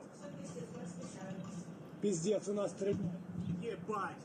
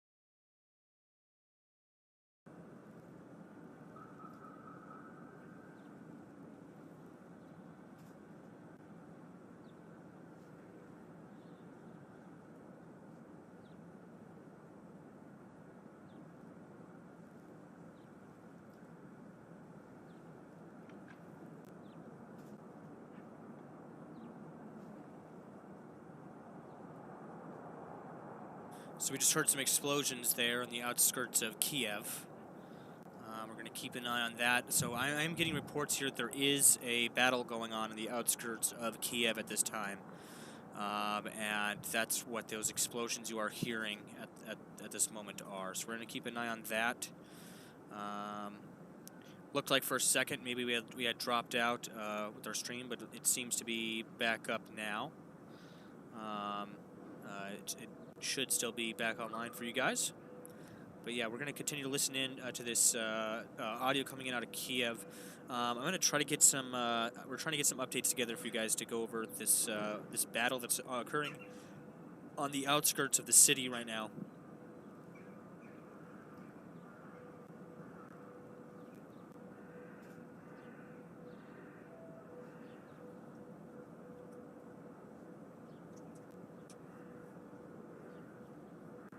People saying there's an air raid alert in Sumy. Yeah, we're also hearing reports of a force amassing on Sumy, so we'll have to look into Sumy as well as Kharkiv here in the coming minutes. Just stand by, though, guys. I'm trying to get you some information about those explosions we're hearing on the outskirts of Kiev. Yeah, somebody says, I love how the guy with the car alarm keeps turning it off after every explosion. Yeah, I've been hearing that for a couple hours now. Every time there's a boom, it sets off the car alarm, and then he ends up having to go and turn it off. But that's interesting.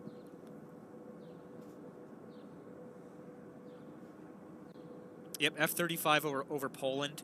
Yeah, we're also tracking that as well. What's the call sign on that? Oh, hey, the CL-60 is up.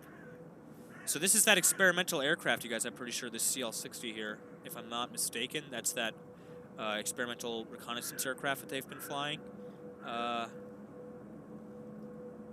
If somebody could verify that for me, I'm pretty sure this is that experimental reconnaissance aircraft, actually, that they've been flying around, if I'm not mistaken.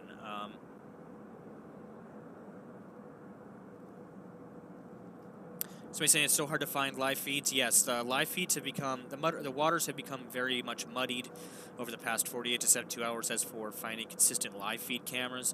We've been doing our best, though. The cameras we have on screen now are the three cameras we have out of Kiev that are most legit at this time. Yeah, I saw Inventor Lee was using my stream. Good to see that he's tuning in.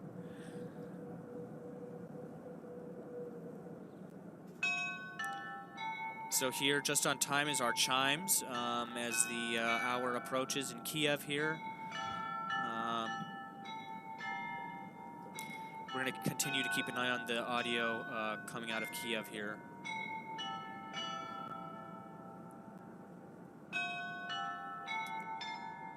Roger that, F-35 LTNG.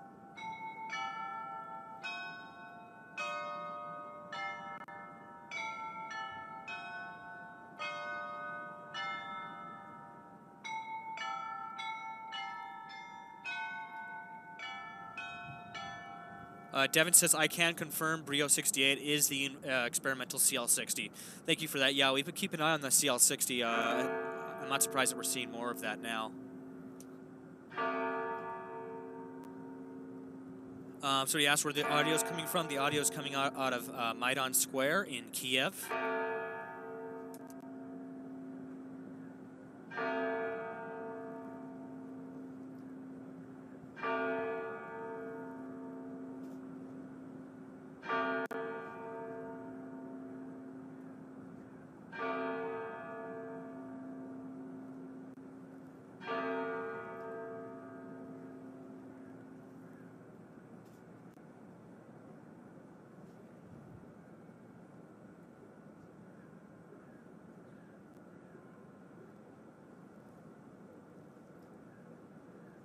Somebody was asking, who is the CL-60? The CL-60 is U.S. Air Force.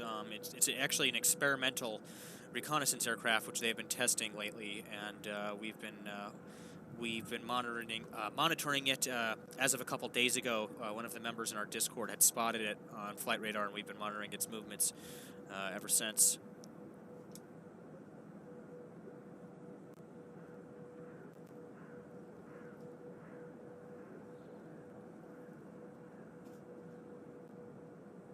Somebody says, what's so cool about this CL60? Well, it can do electronic surveillance from hundreds of miles away. Yeah, up to 1,000 miles of surveillance coverage from those CL60s. So yeah, it definitely has a quite a significant amount of capability.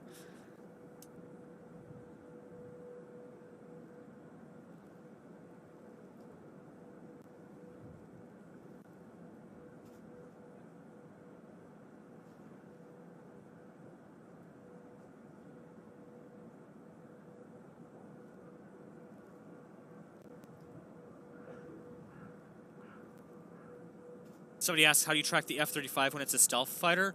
Well, this F-35 is currently flying amongst international airspace, amongst other commercial flights, and so it's required for them to have a transponder on, I believe. So that's why it's showing up here on flight radar.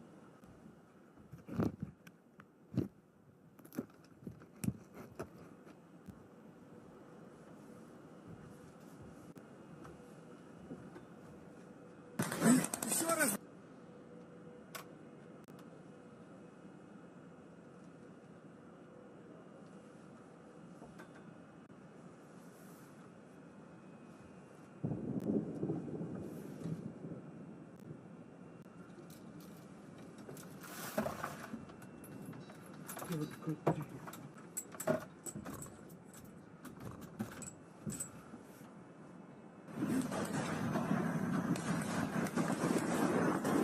генерал, блядь, знакомьтесь, блядь.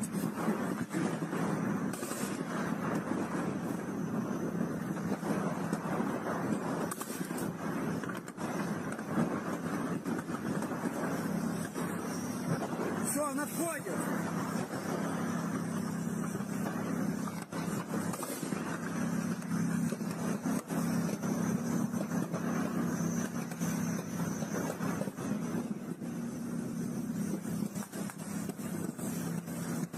Русские пидорасы, сдохните, блядь! Твари, блядь, сдохните! За каждую слезинку, блядь!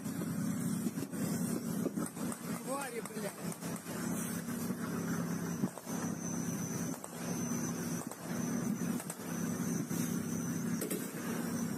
Обещаю, блядь, после этой ебаной войны, блядь, заткнуться на русском языке, блядь, твари, нахуй.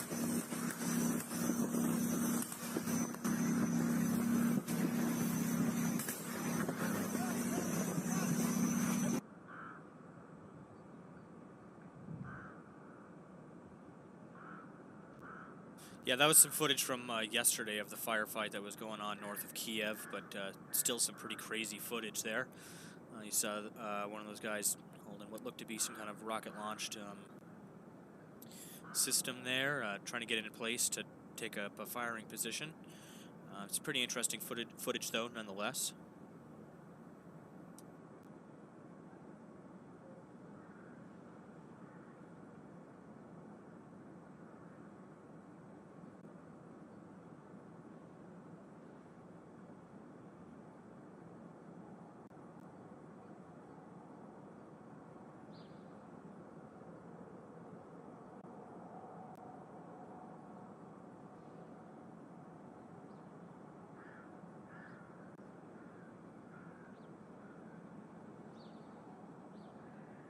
So we can see our F-35 along with our Strato tanker here doing a refueling approach.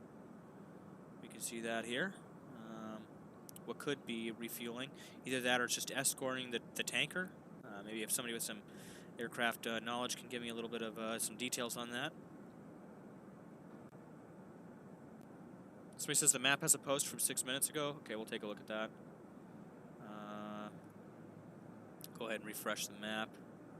Column of Russian APCs break through to Irpin, heavy clashes. So I believe that's nearer to Kiev, if I'm not mistaken. And, here's some video of those Russian APCs here.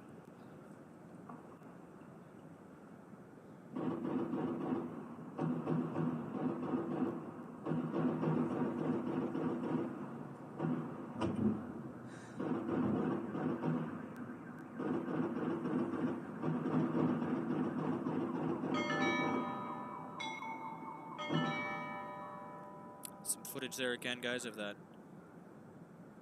fighting there. Where's that? We're on the live UI map. Whoops, I should close that. Let's get that back open. Here. 6 minutes ago, heavy clashes in Cherniv region. Ukrainian artillery targeted Russian forces assembly near Sedniv village. Post there would probably need some translation, but I think we got the gist of that. But yeah, definitely some ongoing conflict at this hour. No question about that. Kiev direction, the column of occupiers passed NP Bucha. In the last, locals threw Molotov cocktails. Interesting. Let me check out that footage really quick before I show it to you guys.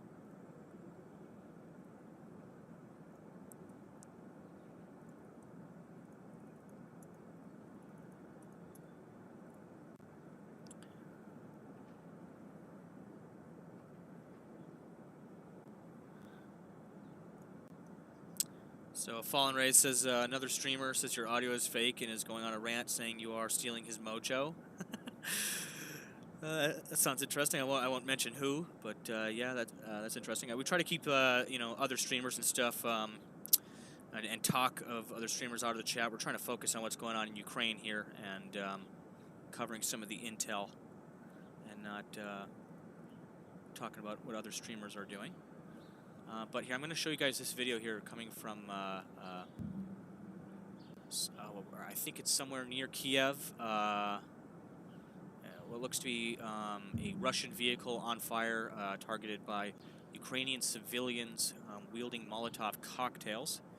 So I'll go ahead and get that on screen for you guys now for you to see. Kiev direction, the column of occupiers passed NP Bucha and the last locals through Molotov cocktails. That's what you can see. You can see a Russian vehicle back there. Not sure on this footage if this is from today or not, but it does look consistent. Some footage there.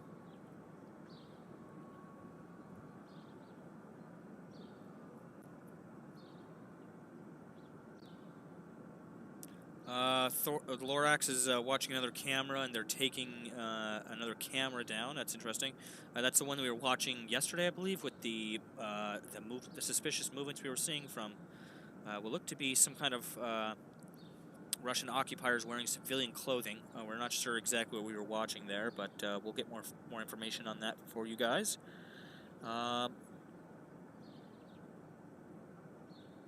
Just trying to go through some of the reports I'm getting in now, guys. So yeah, there's a lot going on in Kharkiv.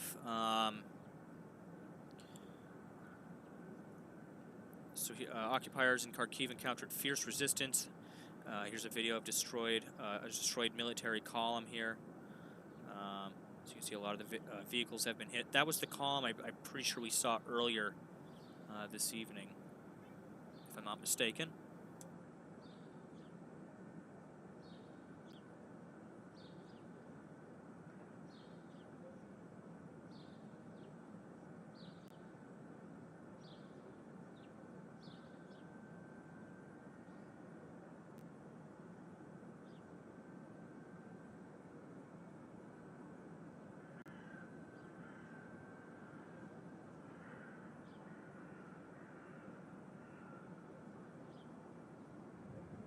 Yeah, this map is live UA map. You guys can find this in the description below, and we will. You guys can take a look at that yourself. All of the other open source intelligence tools we're using can be found in the open source intelligence tools section on the Discord. There's a link to that in the description below. I'm going to take a quick break here, guys, and I'll be back in a few minutes. And I got some things to go over with you coming out of both Kharkiv and Kiev. So stand by.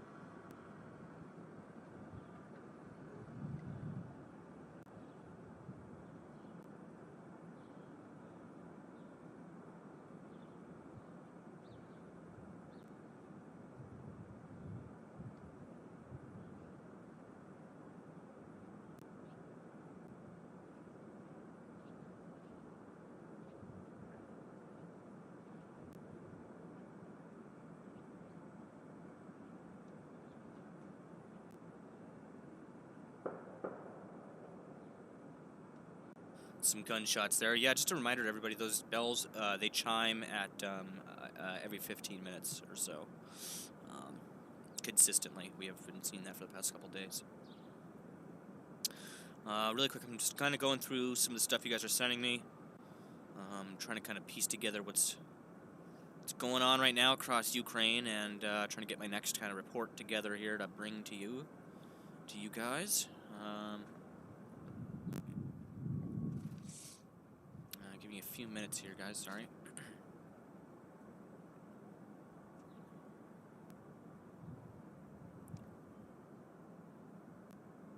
So yeah, a lot of people think we should switch focus to Kharkiv. If we get some Kharkiv cameras up, if you guys have any Kharkiv cameras you'd like me to throw on screen with audio preferably, we'll bring those up on screen and we'll take a look into what's going on in Kharkiv. A lot of people saying Kharkiv has fallen. I believe the city is still being contested at this hour. We haven't heard any concrete evidence that the city has fallen yet, but we're going to start bringing you guys kind of the updates coming out of Kharkiv here in the next few minutes. Gerald Sam actually went and put together a layout for the stream, so I'm going to be putting that together here in a few minutes. Thank you very much, Gerald, for that.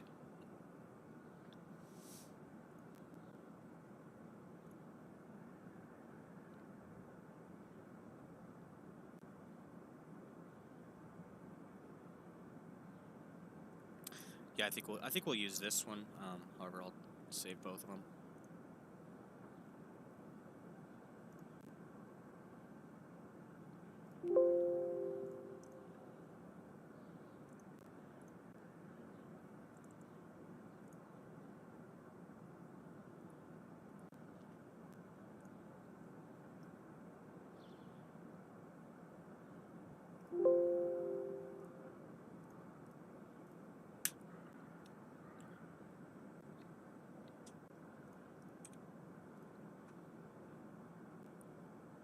Young Mush says, "Hey man, I'm Kurdish. Love the stream and Discord. It's really cool. You're tuning in, man. Thank you for tuning in to the stream.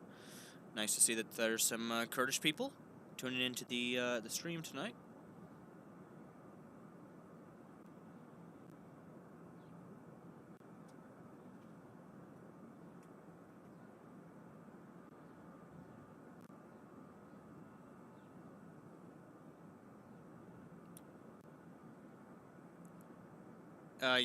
Somebody said Russians are getting closer to the capital. Bucha got taken as we speak. Yeah, we were watching the fighting near Bucha a little while ago. I believe that fighting has been ongoing for some time now.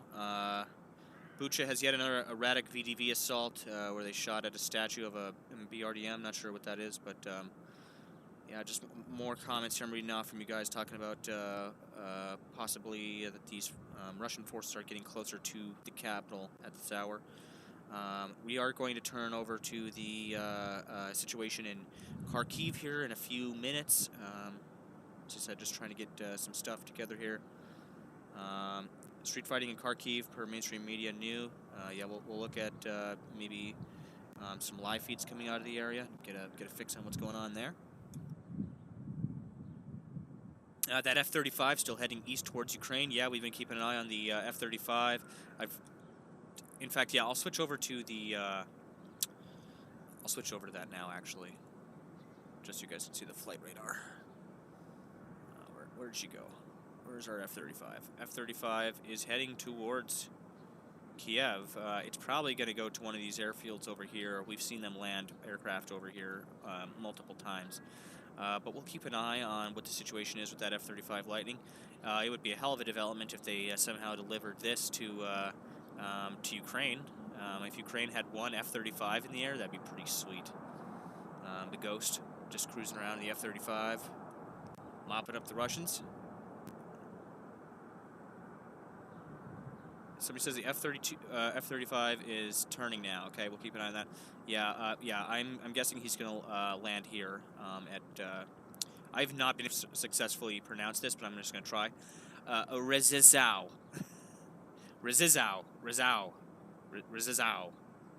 Not sure exactly how to pronounce that one. Sorry about that, guys. But yeah, I agree with Fallen Rays. Give the Ghost the F-35.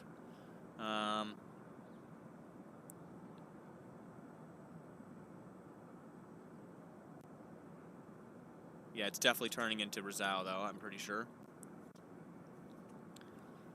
That makes sense.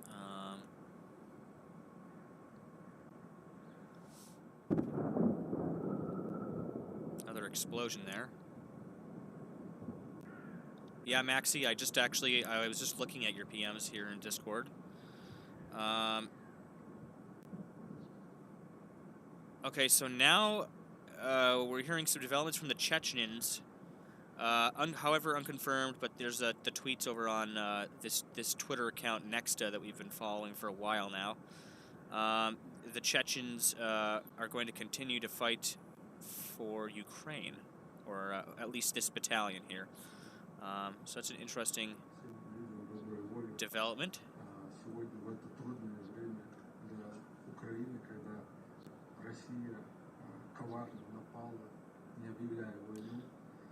So yeah, not too sure about the details on that battalion of Chechens there, but we had heard that there was Chechens being Russian special forces. They were Chechens being sent into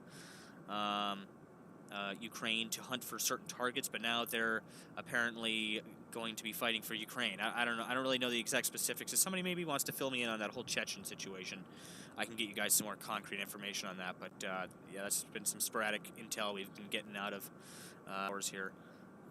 St. Javelin is missing. St. Javelin is on the right side of the screen. I'll make her bigger here shortly.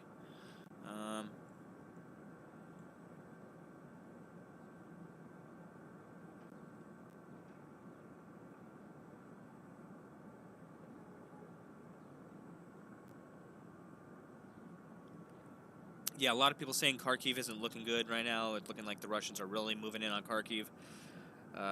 We will take a look over there in just a moment.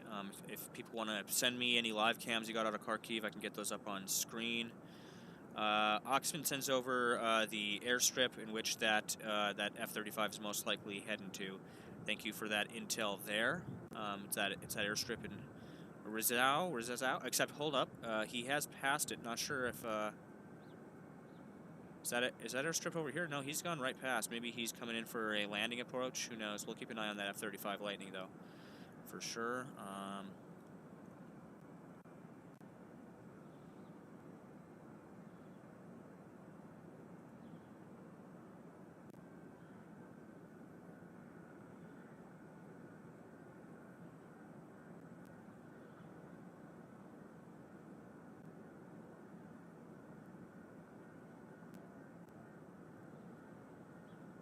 F-35 Lightning, jet flying close to Ukrainian border. Yep, we see that. We're keeping an eye on that. I just got a whole bunch of a burst of messages all of a sudden about the F-35 in my PMs here. But yep, we're keeping an eye on the F-35. Yeah, it looks like he might be making a landing approach or something, maybe turning around. Not too sure. We'll keep an eye on the F-35 though. So this is why we're hearing explosions from the camera just now, guys. I believe, so where was the positioning on this? So, yeah, so Bucha is here, right? And our camera is near here, I believe, somewhere in this area, if I'm not mistaken. So it's pretty close, so those explosions, you know, are distant, but we can hear them. They are close enough to be heard as the Russians advance on the city. So the way the check works, there are 4 battalions, north, south, east, and west.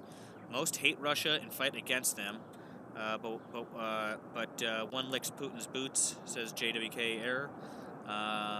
He also says they are all ran by different warlords, so they make their own decisions. Okay, that's pretty interesting. So that would explain why we see kind of a division there from the Chechens and how they're going about interacting with this situation. So yeah, the F-35 that we're watching is most likely, you know, directly related to this situation. I mean, they're increasing readiness, and There's a heightened level of activity in and around, you know, Poland, Germany, Romania, any of the NATO states or NATO partner countries. You're going to see a very heightened readiness level. Cine, thank you for tuning in tonight. Yeah, so Residal Strip, east to west. Assume he's looping around for a lineup. That's what I thought. Yeah, that's what I was kind of guessing. Maybe he was looping around the airport there for a lineup. He might have done a. That might have been just a flyby though, because look, it looks like he's heading out back again. However, I think we also have seen aircraft landing near here. There might be an airstrip near this this town here, Milek. I don't know if I'm pronouncing that right, but as I recall correctly, I think there might have been an airfield somewhere around there as well. I could be wrong on that though. But we'll keep an eye on the F-35, see what he does. He's currently heading towards there, so maybe he's landing there. Could just be he did a flyby over the airport here.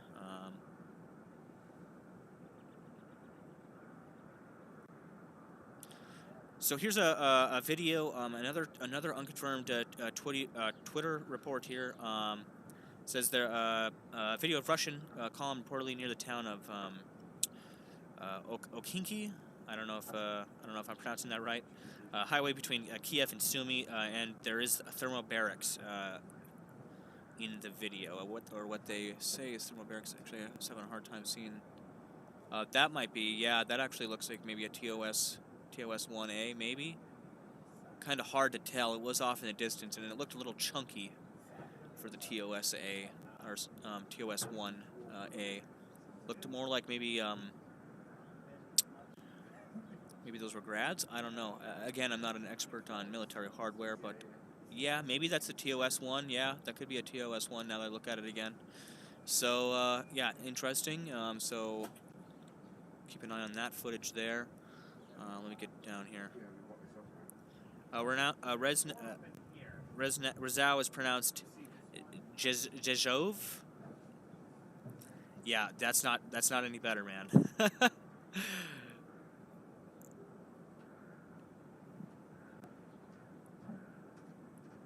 What was the F-35 doing there in Poland? We were just talking about that. We're keeping a track on, keeping a lock on him. We're not exactly sure what he's doing. He's just kind of patrolling the airspace at this time. Not surprising, as I said. You know, there's a heightened sense of urgentness right now by all NATO countries, especially Poland. It's right on the border with Lviv here. And so, yeah, there's definitely been a heightened level of air traffic by U.S. Air Force and Royal Air Force, amongst others, in that airspace. Somebody says F-35 is now going home. Well, it's kind of an interesting flight path for somebody that's going home. We'll see here. We'll keep an eye on this F-35 Lightning. Yeah, TOS-1 have been spotted on border this morning. Yeah, they've been spotted a lot farther in from the border.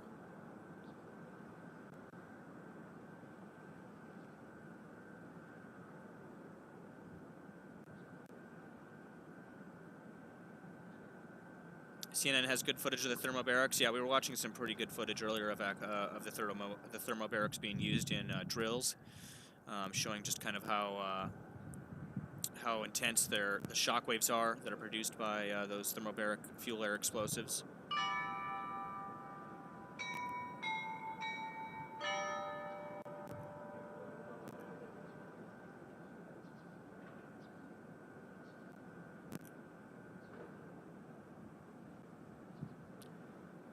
Burger Dan says Russia trying for a speed record any % on war crimes. Yeah, I agree. There has been definitely some indications that this is going to escalate from just strikes on military targets to possibly strikes on civilian targets to kind of help put the pressure on the Ukrainians to concede here. And again, heard some other explosions there. Off the distance. Yeah, I see a lot of people asking about what's going on in Kharkiv. We will get updated on Kharkiv here as more information flows in.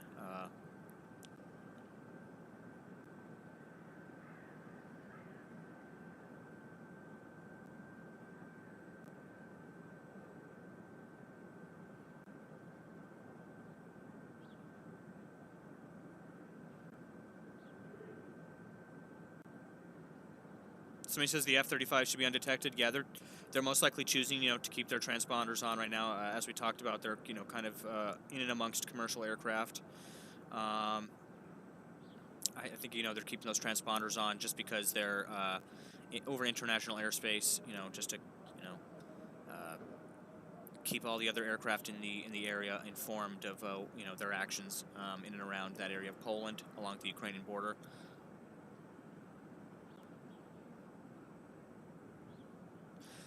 Somebody said, how can you claim war crimes? You haven't even seen any evidence of that. Yeah, we haven't yet. We're seeing evidence that there's a possibility that indicates that the Russian forces could use force on civilians to gain concessions out of the West. We haven't seen that done yet. There's definitely been civilians that have been harmed. But yeah, there definitely is evidence that they could escalate to bombarding Kiev and the civilian population more intensely to, as I said, gain concessions out of Kiev, get them to stand down.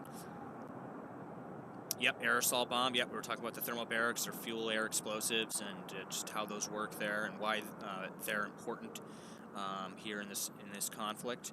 And why everybody's talking about them right now. It's because they are, an extremely effective explosive device. We went into that in more detail earlier on the show. Yeah, we're hearing, a lot of, people talking about the delegation heading to Belarus, and that they're talking about peace talks there. We're keeping an eye on that as well. Somebody said Zelensky's speaking. I don't believe. If he is, somebody send me a live feed of that, and we'll get that up on stream.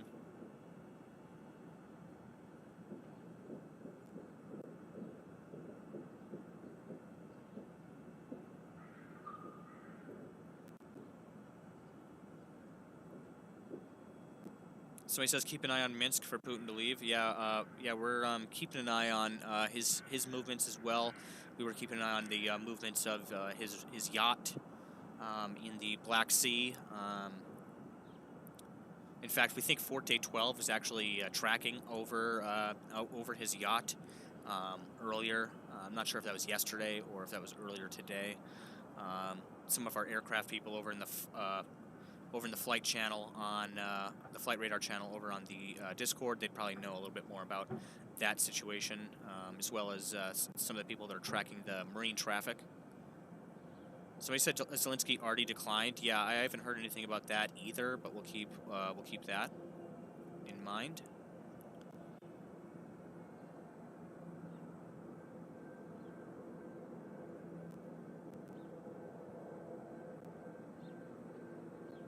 Yes, that is an F-35 we're seeing on the screen.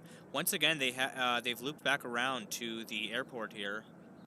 We'll keep an eye on that. Keep an eye on the aircraft situation above Poland right now.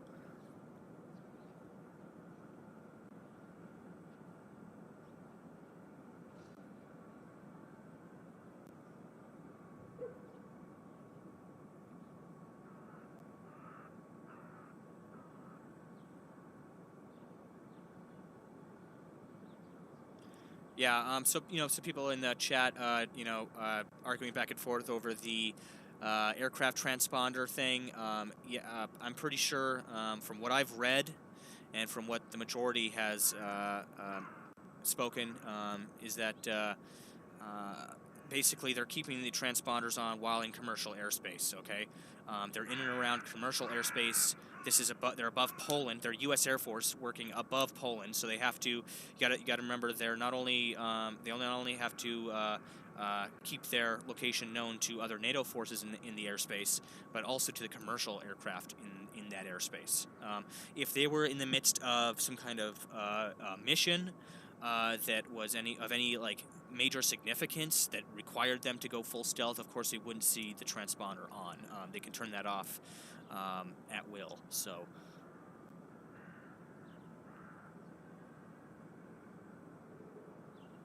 somebody said the F-35 is contesting airspace. Yeah, I don't think he would be. I mean, he's above Poland right now. Maybe if he starts getting a little closer to Belarus or Ukraine, but yeah, I'm not seeing any of that activity or any evidence of that here. If maybe somebody knows a little bit more about that, they could fill me in.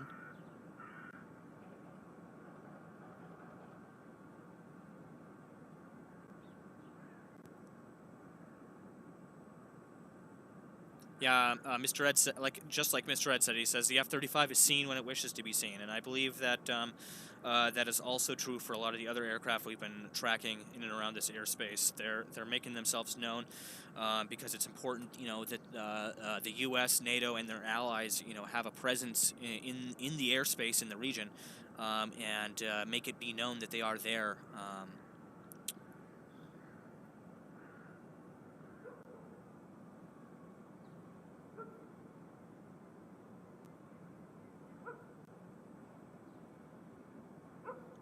Somebody said the F-35s are flying combat air patrol over the airport. Maybe he's now done one pass. Looks like he's heading a bit farther north here. He just kind of diverted a little bit to the east, so we'll keep an eye on that. Hold on, I'll drag him over here.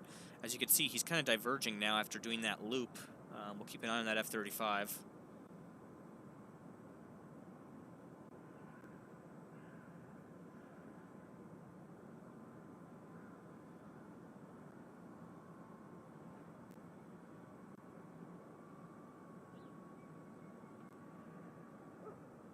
Yeah, and somebody in chat, Matt, he says it's basically a public show of force. Yeah, and that's exactly what this is.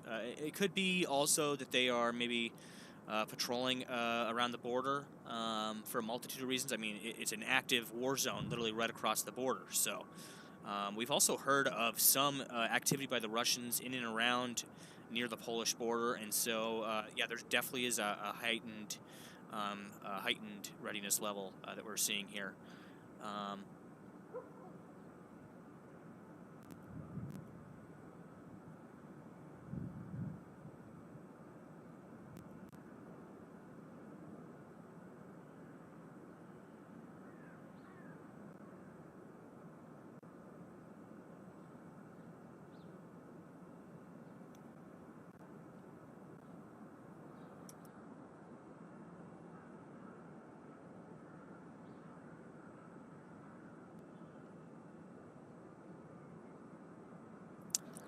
So here's some unconfirmed Twitter reporting here, guys. Again, just keep that in mind.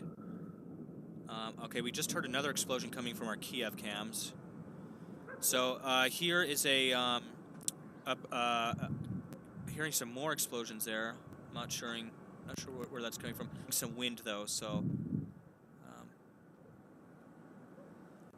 So apparently the Bucha-Irpin bridge has been blown up to stop the Russian advance towards Kiev in that direction.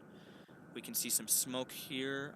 However, we don't have a camera angle in that direction. If somebody can get me a camera angle, PM that over to me on the Discord there. But that explains some of the explosions we've heard over the past hour here or so. I was posted 2:40 a.m., so just about 15 minutes ago. This image went up on Twitter there. Again, more clips coming in from Kharkiv of just kind of the devastation that has occurred there over the past few hours. There's been kind of a morning advance in Kharkiv.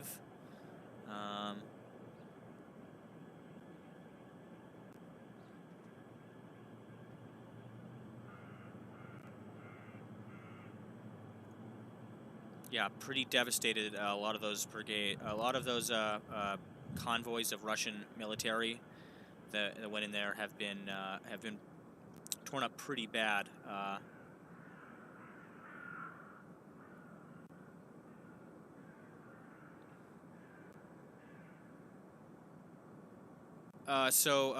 Francesco on the Discord has made a thread of a footage of the Russians that punched into Kharkiv center earlier. There are geolocations attached to some of the original threads.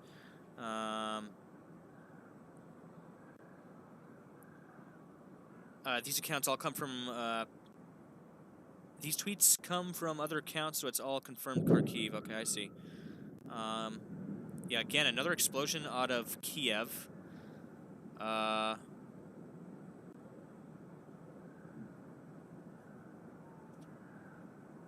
Another explosion coming out of Kiev there. We're gonna check our live UA map, get that refreshed for you guys, and see.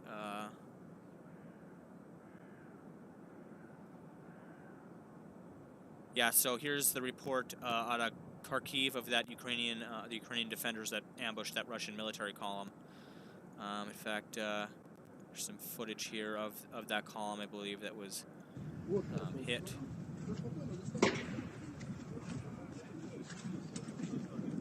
They're currently stripping the vehicles down of weapons and gear.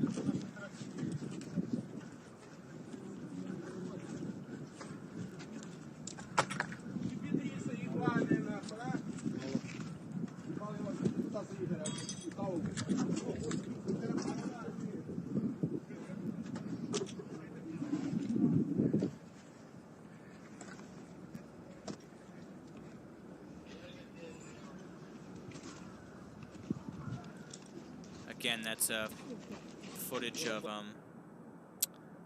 that column, that Russian military column in Kharkiv that tried to break through to the center. They were pretty swiftly dispatched by Ukrainian defense forces who ambushed them. So here's the report on live UA map. So this is where that conflict is going down in Bucha. This is the advancing Russian force here. Okay, they are moving down here. They came from up at the exclusion zone, which is up here, Chernobyl. You can see it right there, Chernobyl. In fact, I'll just zoom in so you guys can see that there on the map. Okay, this is Chernobyl here, all right? These highways, these road systems you see here are what they needed to come down from Russia through, okay? That's why they went through Chernobyl. That's why the fighting occurred in Chernobyl. It's because they needed to come over from Belarus here and down those highways here right into Kiev, okay? That's basically why they had to contest over Chernobyl. The Battle of Chernobyl, as it's now come to be known. But here, 21 minutes ago, the Bucha-Irpin Bridge has been blown up to stop the Russian advance towards Kiev in this direction. So the Russians are definitely moving forward. Well, actually, at the moment, they've been stopped. We'll have to see if they'll probably have to divert to another bridge, probably somewhere down further to the south, I would guess. Or even possibly they could reroute over here to the east, possibly to get down to Kiev. So this is the heavy explosion near Kiev at Oblon and Bucha. Not sure exactly what this was, if this was the oil depot or not, but I think there's footage of that. Oops, sorry about that, guys. There, the audio. А він білий. А то просто в його відсвічує. Це таке там вокзал уже мать немає. Look at this video here. Мать, блядь.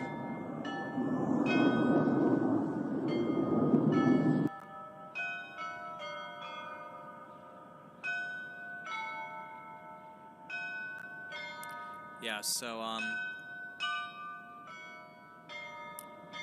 some more pretty stark images out of Kiev there as the bells toll.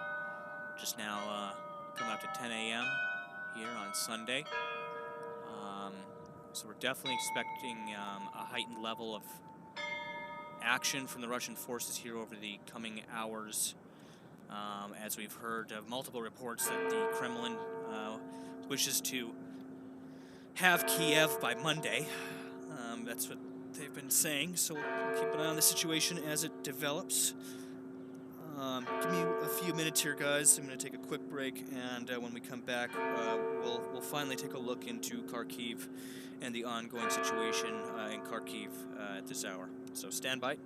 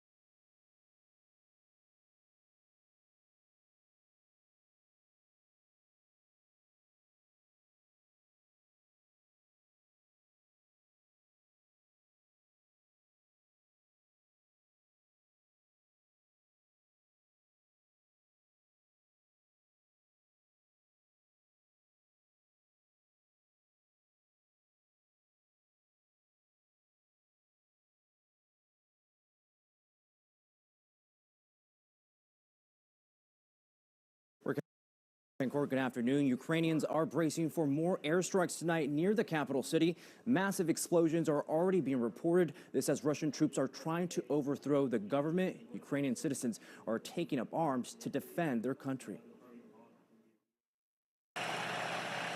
Closing in on Kyiv, Russian forces continue their military offensive, inching closer to the Ukrainian capital. U.S. officials say the Russian military has launched more than 200 missiles throughout the war-torn country. 150,000 Ukrainian refugees fleeing to the west, escaping to nearby Poland for safety, creating a humanitarian crisis. Ukraine banning all male citizens 18 to 60 years of age from leaving. Всім доброго ранку. President Zelensky standing with his countrymen, turning down an offer by the U.S. to be evacuated, saying, "I need ammunition, not a ride." NATO ally countries promising weapons and aid. The U.S. pledging an additional $350 million in military assistance. Ukrainian forces putting up a strong defense, slowing the Russian advances with a stiffer than expected resistance. All Ukraine has been under full-fledged war for the past 3 days. The Ukrainian ambassador to the U.S. says major cities and small villages are under attack. The Russian troops continue the severe shelling of both military infrastructure,